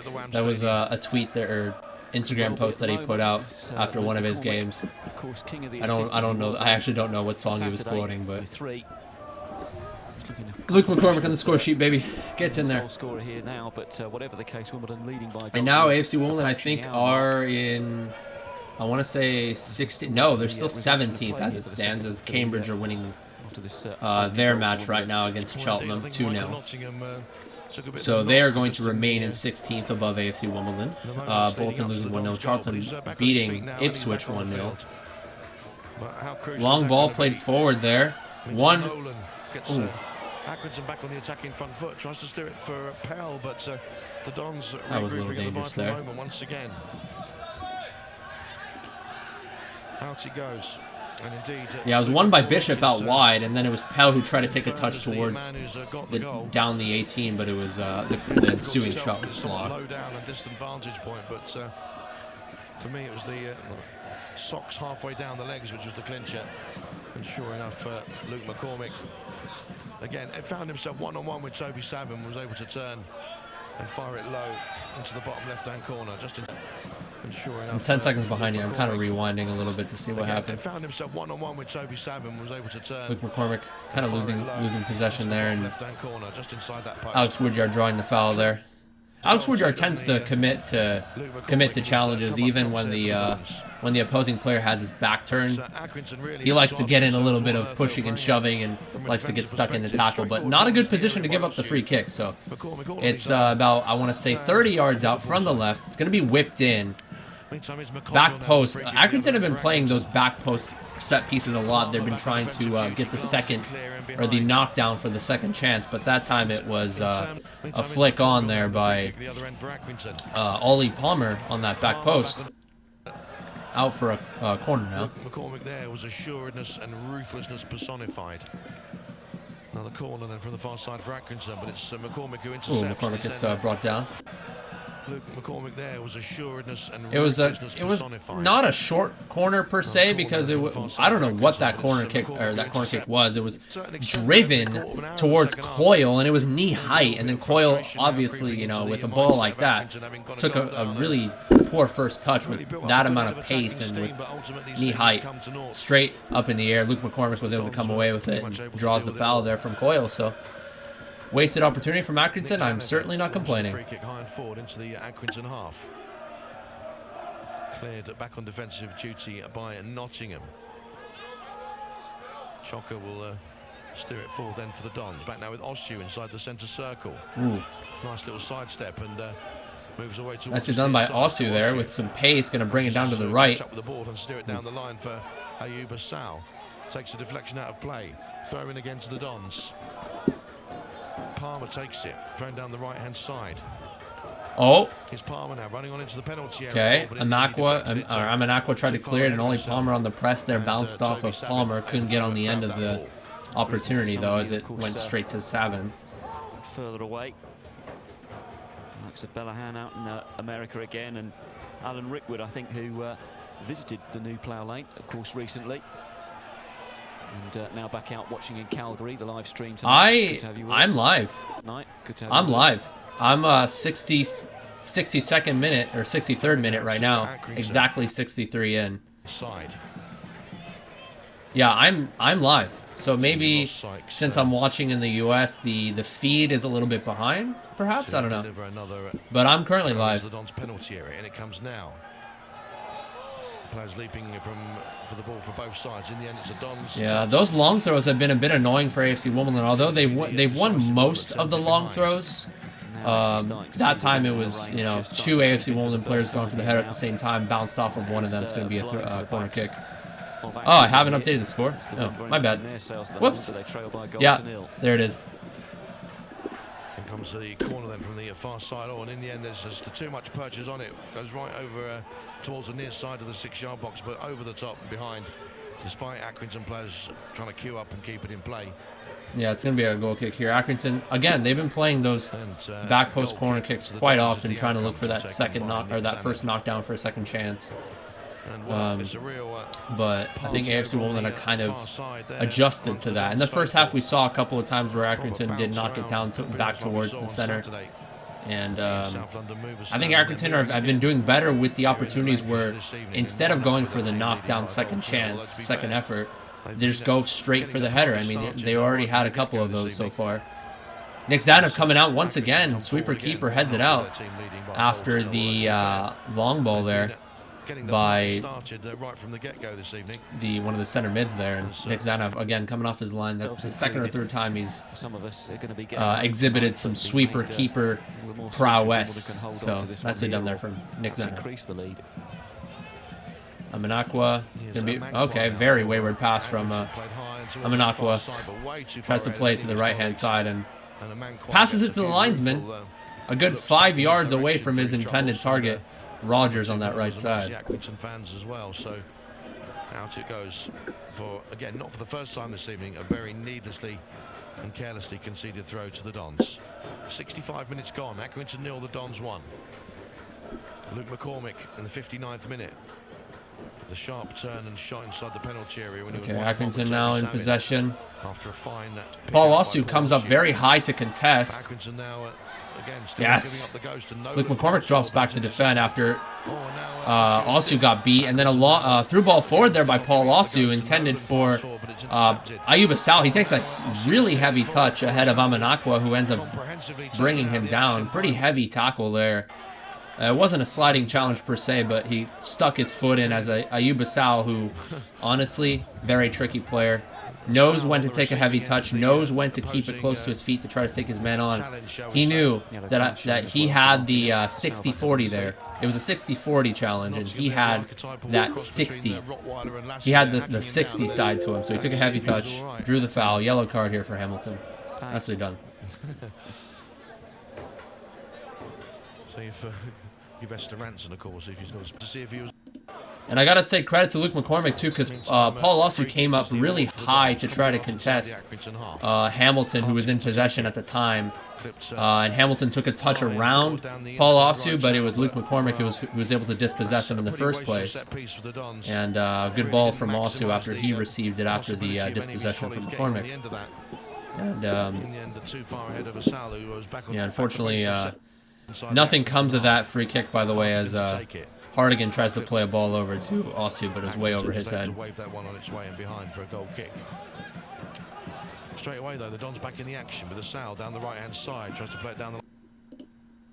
Deflects out of play once again. This time off a Manquar. Another throw to the Dons. I don't believe you. It isn't 1-1. I don't believe you. Well, absolutely. I remember when I did my live stream against Rochdale, not on this channel, on my other channel, JaggyKM. I remember there was this MK fan that was just chatting mad shit, and we were down 3-2, and then he said, "Oh, 3-3, 3-3." He said that a couple times, and it wasn't 3-3. He was just trolling. But then AFC Wimbledon scored a few minutes later, last minute equalizer, Joe Pickett. Ooh. Low cross down the 6 here from Accrington, and Ben Hennigan had that. He had the positioning over Bishop there. Bishop tried to slide in to try to maybe get his foot around it, but Ben Hennigan was there all day, and he was able to see it out for a goal kick. Following up his previous effort against the Dons. I only recently realized that McCormick was on a contract with us and not on. Really? Oh yeah. No, Luke McCormick, dude, so vital that we got a contract for him. I mean, he is a monumental player. He has been maybe not the most monumental player for us, or not the most crucial player for us this season, but I think he's been one of the more consistent players. I think there have been maybe 1 or 2 games where he hasn't been there. He hasn't, been there. I'm trying to remember the game.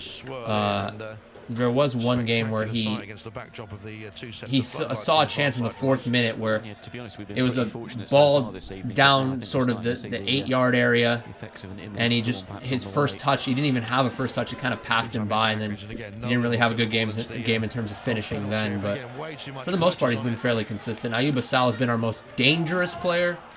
McCormick maybe one of our most consistent. And Jack Rodoni, although he's been a bit more spotty, he's found himself on the score sheet, I think, 5 times this season, 4 or 5 times. So. Shut up.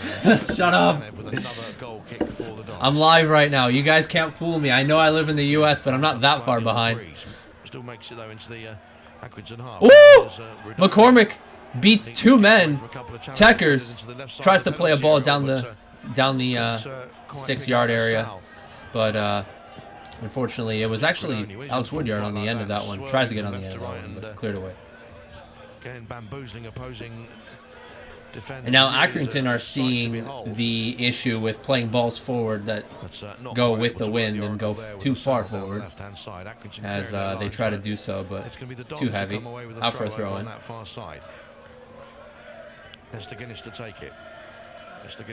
16 viewers. I think that's the most I've had so far. So, welcome one, welcome all. I appreciate you guys for the support, even though my commentary really isn't the best. I say look at that because people can see it on the stream tonight. Well, yeah. Don't look back at it now. Look back on it when you watch the replay. Sal plays the ball forward. Nice little chip pass over to Rodoni. Rodoni on the left-hand side, defended by number 12. He's going to try to play a cross in. Didn't try to take his man on, just try to play an instant cross in with his left foot. That was defended by Nottingham. Nottingham, I think, has the most starts for Accrington.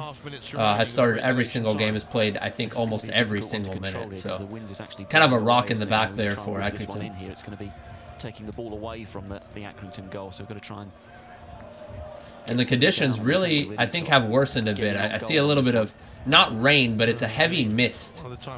And, yeah. North England, man. North England in the winter is absolutely brutal.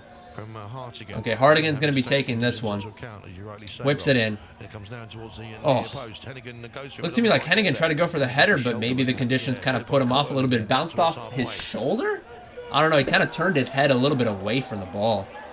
That was kind of awkward there on the near post. Nick Zanev. Get tired forward by Woodyard again towards that to far side. Oh, failed header by Accrington. Okay. Cleared away. No, it's not. No, it isn't 1-1, guys. Do not listen to him. Okay, look at Google. I think Google will be your best friend. If not, listen to me. I'll be your best friend. I'll be there for you in times of despair. I'll be there for you. Surely you put things to bed here this evening. Throw in coming in straight to the center, and then Helps on, Hardigan plays it back out to Rodoni. Rodoni, nice little overlapping run there by Nesta against Walker, and good recovery there by Sykes. I thought Sykes was going to be beaten there as Nesta against Walker came flying in with that overlapping run, but Sykes gets in the block. These two teams have been in among the goals recently in the last games. I gotta say, Nesta against Walker has been a little bit more disciplined defensively as of late. He's only been going forward when absolutely necessary. And I think that could be a testament to Paul Osu playing instead of Henry Lawrence, because Paul Osu tends to go forward a lot. So Nescadus Walker has been defending a little bit more disciplined, but has been going up when necessary. Corner kick comes in, punched away. Woodyard tries to play back out. Way looping high and over, but good first touch there by Hardigan. Well, the first touch was a pass down the line. Foul committed there by Guinness Walker as he was coming forward. Deep inside his own half. Free kick then to be taken by Toby Savin. Absolutely atrocious conditions out there at the moment. Yeah, I would have to agree. And the rain and the I certainly don't envy the players or the fans right now. So Toby Savin takes the kick. Woodyard nods it forward for the Dons. Easy header won by Woodyard, and a ball lumped over the top here for Ollie Palmer, but the wind kind of held it up, and Ollie Palmer's going to take it towards the left. Defended by Sykes. Still in possession. Luke McCormick, or Jack Rodoni tries to help it along. Yeah, that ball kind of held up with the wind, and Ollie Palmer just, it kind of bounced up on his chest, and he tried to turn back towards Sykes, take it towards his right. Sykes gets a little nick off, not enough to see it out completely defensively, and Jack Rodoni got on the end of that one, tries to take a heavy touch down the left, and deflected out for a corner. Still time for him to bag another goal for the Dons this evening. As it is, they've got another corner then on the far side. Here we go. Hardigan coming in with the corner. Great corner. That was a great ball there, but the ball seemed to dip last second, and Rodoni tried to volley it with his left foot, and it was too low for his head, too high for his foot, and gets underneath the ball a little bit. Yeah, that dipped. That dipped really hard last second. A little bit unfortunate there. Had that not dipped, I think Jack Rodoni maybe could have tried to nod it towards goal, but kind of a last-second reaction for Rodoni to get his foot up. Goal kick then taken by Savin. Will bounce right. Goal kick taken. Nobody gets on the end of that one, and defended by Chaka here. Bishop on the ball. Nicely done there by Chaka to get it off of Bishop there. Out for a goal kick. No deflection of any Dons player, and Nick Zanev will. Hey, tell you what. Another goal kick. Tell you what, Gilbert, just close the chat. No, just kidding. Don't close the chat, just in case you want to converse with our lovely AFC Wimbledon fan base, or just people that are watching just for the sake of watching. I do welcome any fans or anybody from around the world, except for the dreaded Milton Keynes fans, unless they don't talk shit. If they don't talk shit, I'm fine. Throw in for Accrington. The wind carries it. I mean, yeah. Sykes with the throw all the way from the midfield, and it just bounce. It only took 2 bounces before it ended up going out of the touchline. So, yeah, guys, it's 2-2. It's 2-2, guys. Oh, 3-2. Okay, 3-2. Chaka. Okay, how else would you pronounce it though? Chaka? I think that's something that you can say. Daniel Kashaka. No, Daniel Kashaka. Daniel Chaka. Both with close range headers. Ooh. Both of which should at least have found their way. Here's a Sal on the top of the 18. He actually dishes it out to Paul Osu on the right. Double teamed. He takes it towards his left. Paul Osu. Ooh. Deflected. It's gone. Yes. Gets the shot off. It was deflected. And it was Luke McCormick on the end of that one, I think. Or no, it was Ayuba Sal on the end of that one. Get in there.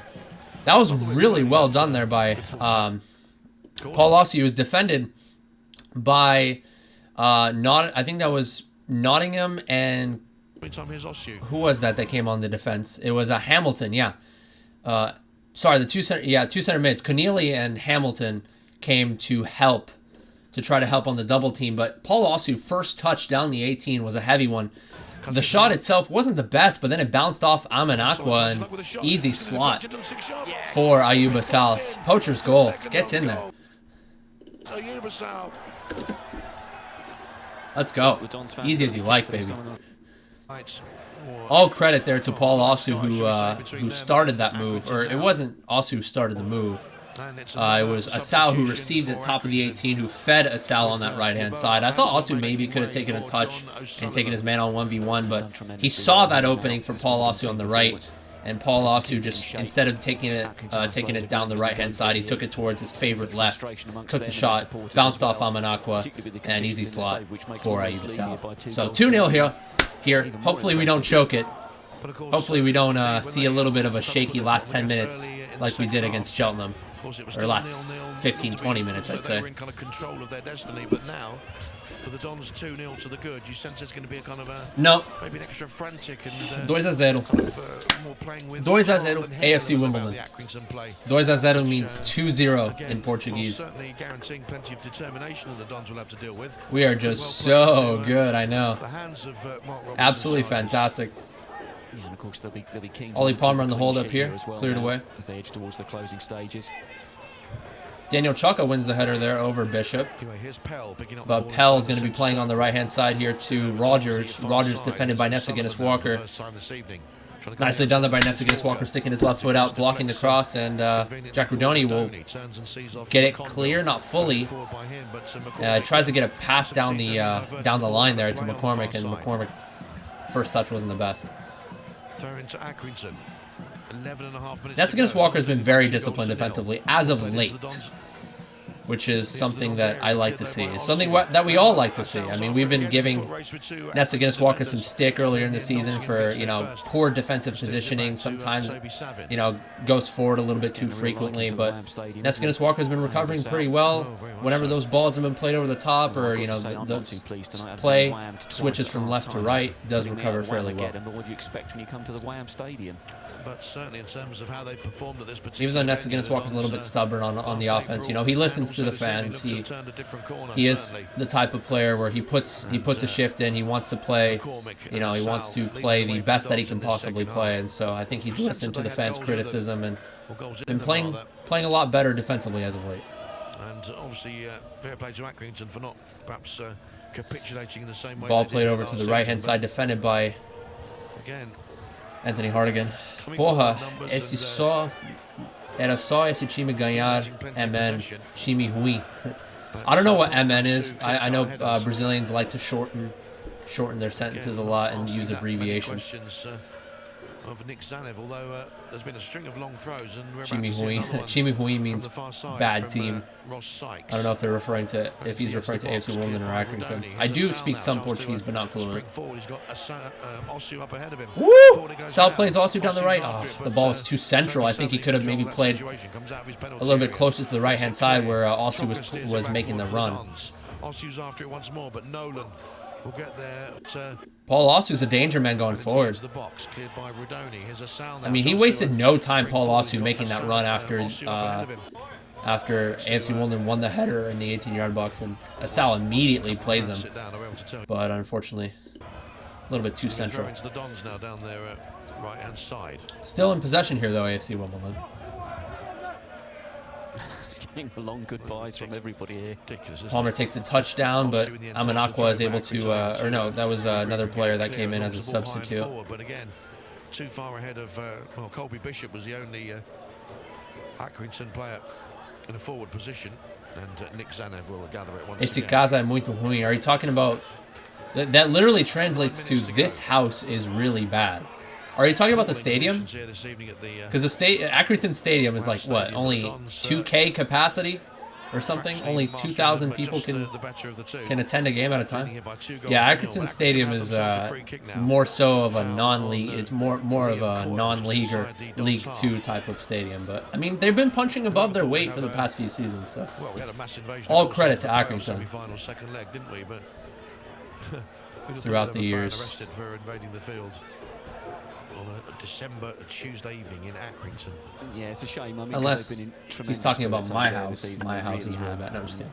Pulling on the teams as well. And Shimi means team in it's a shame, Portuguese. because they've been in tremendous spirits over there this evening. They really. Anyway, that was a poor free kick from about 50 yards out, easily headed away, and now jumping up and down over there. McCormick tries to feed a cell on that left.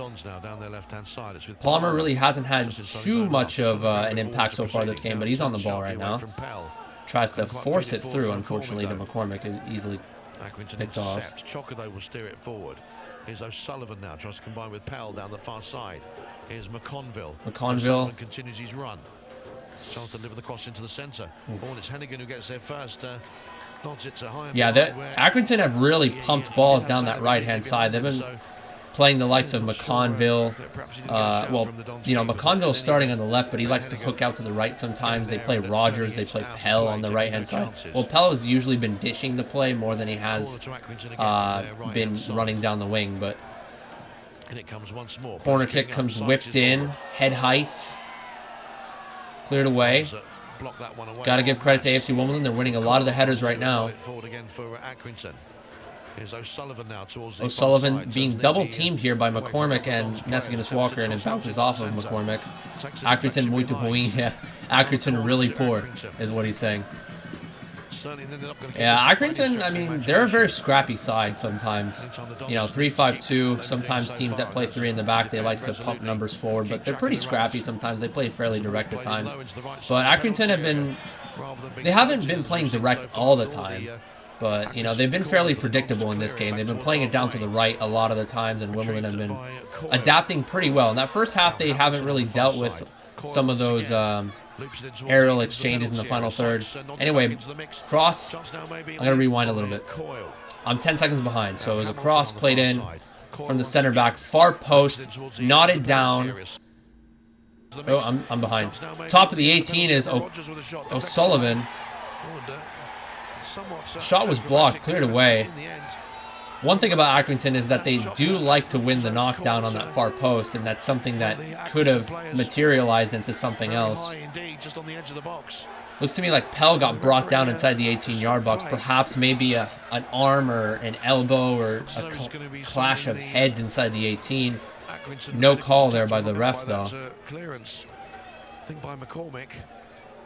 Oh, no, it was a high boot, actually. Looking back on the replay, it looks to me like McCormick tried to clear it away with a high boot, and he does get contact on it. I mean, he did connect with the ball there, Luke McCormick, but it was a high boot.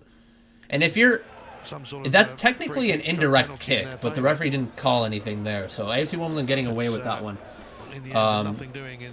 You know, the first header on the back post that was knotted towards the top of the 18 top of the 6 was partially cleared away, but then top of the 18, Luke McCormick tried to get a bicycle kick clearance. It could have been an indirect kick by the rules, but the referee didn't call anything there, thankfully. Games in hand and going into the top 10, yes. Ollie Palmer here taking 2, 3, 4 touches, plays Verdoni on the outside. Verdoni plays a cross in back post. Woodyard is just going to collect it. Ooh, fakes one way, goes the other, plays cross with his left foot. Or at least out of play on that far side by Nolan. It's going to be a throw in here for Wimbledon, as there was a little bit of a partial clearance there from Accrington. 19 viewers, holy shit. I mean, thank you guys so much for coming along. Thank you for the support. I mean, I don't think my commentary is that great, but appreciate it nonetheless. Not to give Accrington any encouragement to try and up the ante once again. I mean, AFC Wimbledon have been just kind of, I shouldn't say sitting back, but ooh. Nolan tries to take a touch around Osu, but easily defended there by Asal, coming back, tracking back defensively.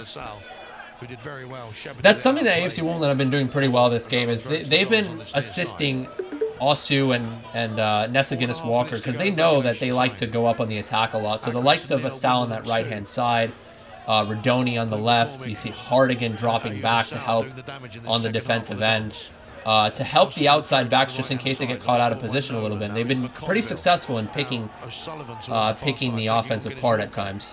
Trying to go on the outside of the Dons man, still O'Sullivan, or picking them off, I should say. In the end, it's deflected high and behind. Stop it with the goals, man. There are no goals scored right now. Unless you guys have some sort of magical predictive powers. Oh, wait, no. Okay, I was a little bit behind there. So, header cleared away. They're going to pump the ball back into the box. Flicked on by Pell into the penalty area, but just fractionally too far ahead of Pell tried to flick it in towards Bishop, but Zanev collects. No goal. Nope, guys, don't listen to him. Don't listen to him. 3 minutes to go. They're talking all kinds of blasphemy. As Zanev finds Woodyard now down the right-hand side. Palmer's after it. Little nudge there, though, I think, on Harvey Rogers. Sends the Accrington man to ground, and that's going to be a free kick. Let's take a look at some results around the league right now. While I am at it, I want to make sure that we are in good standing at the moment. Let's see the Cambridge game. They were up 2-0. Oh, now they're up 4-0. My God. They're up 4-0 against Cheltenham now. Still 1-0. Charlton over Ipswich. Yeah, so it's just wins and losses all across the board, essentially, aside from Sheffield and Portsmouth, who are 0-0. Oh, McConville. That was a really good first touch. It was a clearance there, or a long ball played for Bishop. Bishop gets the better of Hennigan, and he takes a touch, or he doesn't take a touch. His first touch wasn't passed towards McConville. McConville kind of first time volleyed it far post, and it was a decent stop there by Nick Zanev, who was able to beat it away. Late corner for Accrington. Yeah, that was good work there from Bishop to hold it up and kind of outmuscle Hennigan a little bit and play that ball into McConville. Keeping the 2-goal lead intact. Still work for the Dons to do, though. Corner kick will come in. Corner plays queuing up once more. He's loose inside the 6 yards. Oh, and the Dons have done ever so well. Damn, it was knotted down towards the 6, and he kind of pinballed for a little bit, and they got the clearance away. Cross comes in. Great save by Zanev. Beautiful. That was a cross down the 6, and he makes himself big. It was hard to see if you're watching the iFollow right now what exactly happened there, but it was a cross played in by McConville, I think, and it was down the 6, and it looked to me like, yeah, it looked to me like Bishop just outside of the foot, down the 6. Zanev makes himself big, gets his body in the way, and then it was immediately, I think that was whoever that came in. I don't know who got the rebound there, but somebody got the rebound after it bounced off Zanev's chest first time, and it went back to Zanev. He collected it. So a little bit of sketchy stuff there. And Accrington, you know, they are a bit of a scrappy team at times. You know, they are not the biggest club in the world. They do play scrappy at times. But yeah, the clearance after the clear daylight remained between his side and Accrington. Bezo will love that. He worked so hard out on the training ground. Big smile on his face for that. Yeah, Bezo's certainly going to be happy about that particular play from Nick Zanev. Just comes out, makes himself big, and bounces off his chest. So it was a great save from Zanev, who had 2 very important saves against Cheltenham to keep AFC Wimbledon at 4-3. Still trying to sort themselves out. Free kick threaded through, but way too far ahead of him. To be fair, I mean, AFC Wimbledon have defended fairly well for the majority of the half. I mean, Accrington have just been pumping balls forward. Sometimes they play the low cross from the outside mid position. Sometimes they play the cross into the box. They play it long. And now Guinness Walker's going to try to play McCormick forward on the left. Goal kick here. His first touch was heavy. McCormick unable to make any gains on that situation and ended up touching it behind. Goal kick to the Dons. Accrington 0, Wimbledon 2 in the midst of 3 additional minutes. We've had 45 seconds or so of that. Meantime, free kick to Accrington. Referee spotting a handball by one of the Dons. Yeah, for those of you that bet the 2.5 over, I'm sorry, guys. I'm sorry. I would have done the same thing personally, so I feel you guys. I thought this would have been maybe not a thriller, like a 6-goal thriller, but I thought it would have been, you know, a fairly goal-ridden type of game. I did predict 2-2, so. Accrington, a little too predictable this game. They had a couple of decent opportunities, mainly coming from crosses and from scrappy bits of play, but other than that, Accrington really have not been too dangerous. You know, Bishop has been doing decent in the hold-up play, but, you know, Pell has been kind of a non-factor. Every now and again he's played the balls outside, but He's been a bit of a non-factor. McConville has been decent in the delivery off of free kicks, but hasn't really been too much of a factor either if you're an Accrington fan watching this. So, absolutely vital 3 points. I would have to agree there with Rob Cornell. Vital 3 points here for AFC Wimbledon, and we're going to see it out. Yeah, no, it's over. I mean, even if Accrington scored 1 minute to go, yeah, it's only 1 minute.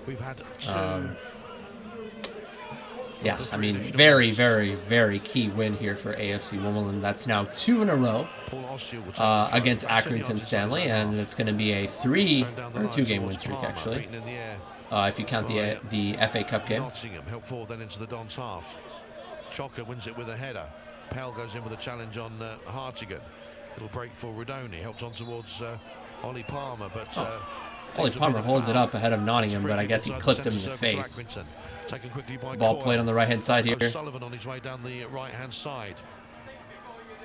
Back now with McConville. Defended by Rodoni, the double team here. Remaining of the additional time. Here's Coyle once again in centre field. Accrington playing really nice two-touch football here, but it might be too little too late. There you go, Osu defends very well. Asal takes a heavy touch, another heavy touch, another heavy touch. Oh, damn. His third touch was a little bit too close to him, actually. And Pell was able to recover defensively. But it's going to be 2-0. Yes! Get in there! Come on! Let's go. Okay. So... 2-0 here for AFC Wimbledon. I'm going to make this post-match analysis fairly short and sweet because there wasn't really that much to talk about per se. You know, the first half was... I did have a Google... Hold on, I did have a Google Doc. I'm trying to pull it up here. I did have a few notes written down, so...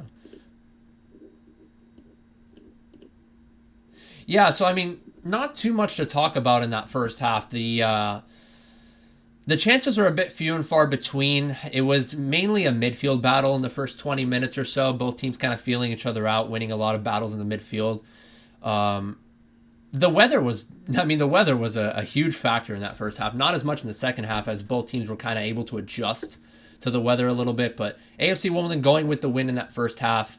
You know, a few of their through balls that they intended to play to the likes of McCormick and Asal did kind of sail towards the goal line as a result of the win. There was one instance in which Nessa Guinness-Walker played a nice incisive through ball over to Asal down kind of the side of the 18-yard box, but the ball kind of got carried by the wind and Asal wasn't able to get there in time. And, you know, there were a couple of other instances where that happened, and AFC Wimbledon just, you know, they played decent in the midfield, won a couple of midfield battles. Accrington won a couple of midfield battles as well. So that first half was really just, you know, aerial battles. A lot of headers won by both sides in that first half in the midfield. Same with the second half. I mean, this was probably the most header-ridden game of football I've seen in a while. But the biggest chance of the first half came from Accrington. It was, you know, AFC Wimbledon drawing too many free kicks, with Woodyard being the culprit of several of them, you know. You like to see Alex Woodyard getting stuck in the challenge, but he did overcommit on a few of the challenges. There was one instance in which McConville turned his back and Woodyard just kind of got stuck in a little bit too hard there.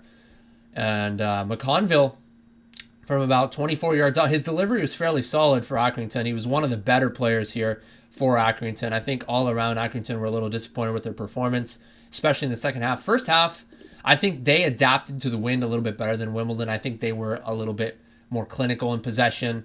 They played it out wide. They played a couple balls into the box out wide. McConville, like I said, with that free kick opportunity, played it to the top of the 6 area. The best chance of the game coming in that instance where Pell tried to nod it towards goal, just wide of the frame. That was a bit of a let-off there from AFC Wimbledon. Chukka was on the mark there, kind of caught a little too far forward, tried to leap for the header, but couldn't win that one. To be fair, Chukka did win a lot of aerial battles today, and him and Bishop kind of had a bit of a battle today in terms of the physicality. I think Chukka got a little bit of the better end of the battles against Bishop, but when he did go up against Hennigan, I think Bishop did pretty well against Hennigan. There was one instance in which he held the ball up and then played a incisive through ball to McConville, who tried to volley it towards the back post, and good save by Zanev. This was in the 82nd minute. I just wanted to talk about how Bishop played today for Accrington Stanley. This was when AFC Wimbledon were already 2-0 up, and McConville tried to blast it towards goal off of that nice little incisive pass on the hold-up from Bishop. Good save by Zanev in that instance. And Zanev had another really, really big stop, by the way. Again, already 2-0 up. It was the 85th minute or so when there was a cross played in. It was headed away. The first header was won by either Hennigan or Chukka, but then McCormick got a clearance away, but not the best clearance. I think McCormick kind of had a couple of those where one time he tried to get a clearance and he whiffed it, but luckily nothing came of that. That instance, he tried to get a clearance, but not fully away, straight out to McConville. McConville played the cross back in, and then it was, I don't remember if it was Hamilton or Coyle. There was just so many numbers in the box for Accrington. Somebody got an outside of the foot kind of redirect towards goal, top of the 6, and Zanev just came out, made himself big. The cross was too far for Zanev to get a punch, but any keeper could have easily stayed rooted to his spot, stayed rooted to his line. But Zanev came out, made himself big. That was the right decision. And again, on the commentary, Rob Cornell said something about Bezo being happy with that. Bezo would be happy with that. Very good goalkeeping coach, and Zanev coming up big in that instance as well. A couple of decent saves in the last 10 minutes coming from Zanev. So now let's talk about the goals from AFC Wimbledon. The first goal came, it was, I'm trying to remember actually, hold on. I remember what happened in the second goal. I forget what happened in the first goal. Memory's kind of fogging up a little bit. Come on. Trying to get the iFollow to work here.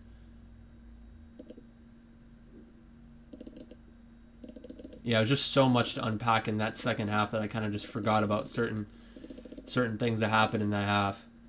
Okay, so I want to rewind the play a little bit. So I'm going to go play by play here. I'm currently watching it back. So Luke McCormick tries to play a ball, incisive ball, down the middle to Asal. It got partially deflected there, and it went back to Ollie Palmer. And Ollie Palmer actually played a really good ball. He wasn't that much of a factor, but he played a good ball into Neskidas Walker, who tried to get a back flick to the back post to McCormick, but then it saw it back out to Paul Osu.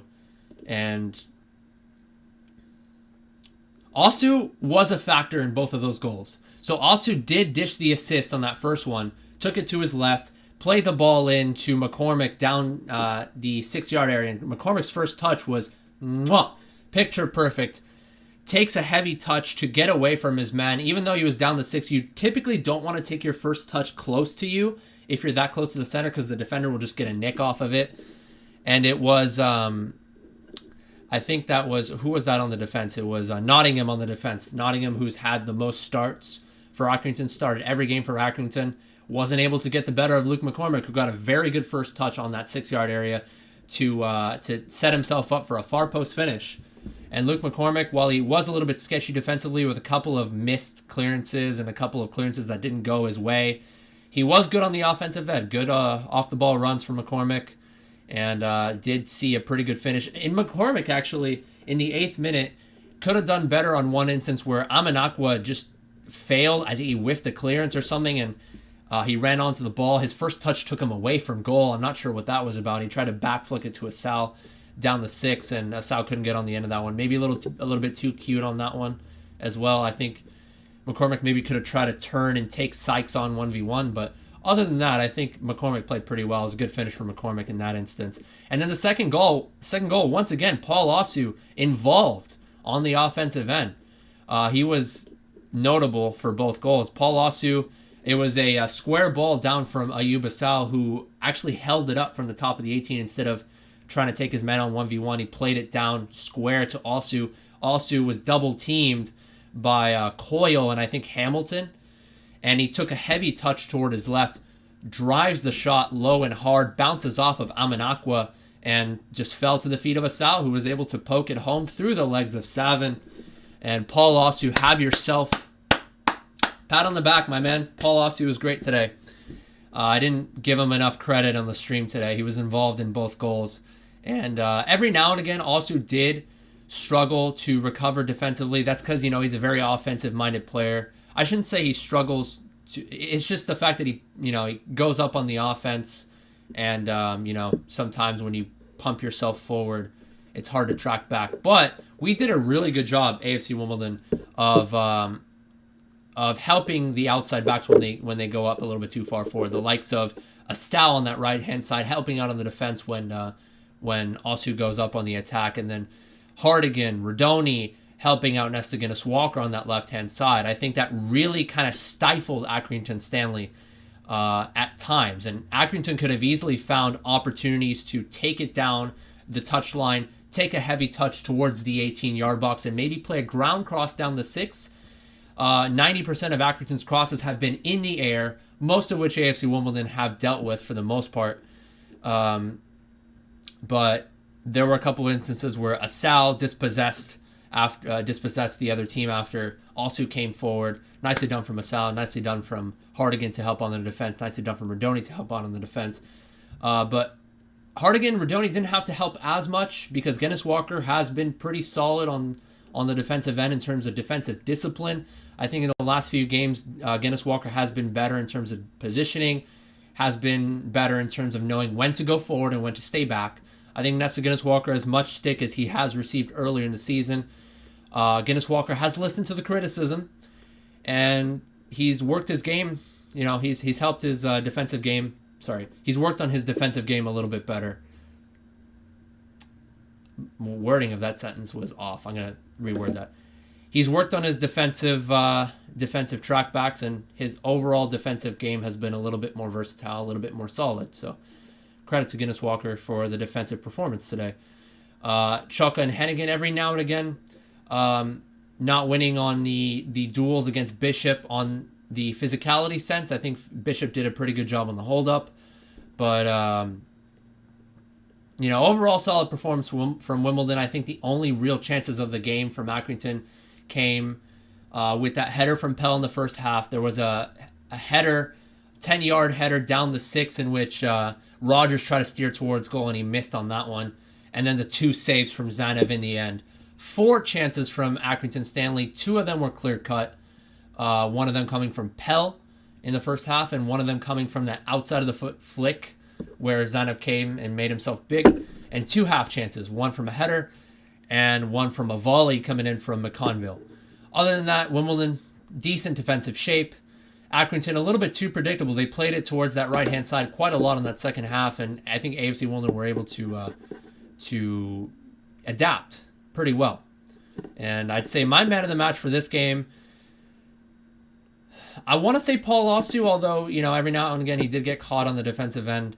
But fair play to Osu on the offensive end. He did pretty well. And I'd say my man of the match would have to be Ayub Asal. Ayub Asal got on the score sheet, and he was up and down the pitch all over the place. He drew a couple of fouls. There were a couple of instances where once in the first half where he beat Connolly for pace. Connolly got a slide tackle in, but only a partial slide tackle in, only got part of the ball, and Asal took a heavy touch ahead of him and drew the foul from Hamilton, who got on the yellow card, or it was Nottingham who got on the yellow card in that instance. And then in the second half, he dispossessed somebody after Paul Osu got beat a little bit on the defensive end. He tried to recover, got beat.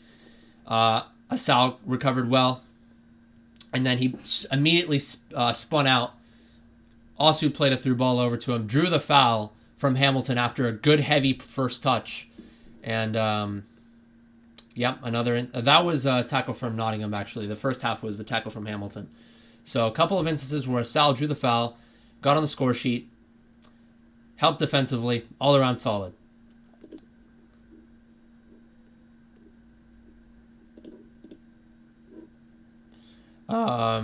Anyone else worried about the Wickham game? Wonder if Accrington Stanley would start against us. What happened in the Wickham game, actually? Wickham didn't play today. They played against Sheffield Wednesday. Accrington came on as a sub. We'll see. We'll see if we play against Wickham. We'll see if Accrington starts. I'm sure he will get some minutes, even if he doesn't start. I'm sure he will at least come in as a substitute. That's going to be an interesting one, but yeah, good overall performance here from AFC Wimbledon. And yeah, I realized that my scoreboard was still up. I was on studio mode. I took it off, but unfortunately it was on the preview side, not on the program side. So that being said, good performance all around from AFC Wimbledon, 2-0. Unfortunately, we don't leap up the table because Cambridge won their game. But other than that, good game overall. Could have been 2-1. I think Accrington could have converted on their chances with the header from Pell in the first half, or that 6-yard little outside of the foot flick. It could have been 2-1, but we'll take a 2-0. I think AFC Wimbledon, in the end, deserved. I don't think they deserved to win 100%. I think Accrington had their chances, but I think Wimbledon were a little bit more consistent across the day. So I just think that consistency pushed them over the edge a little bit and helped them see the game out. Thank you guys for watching. Peace.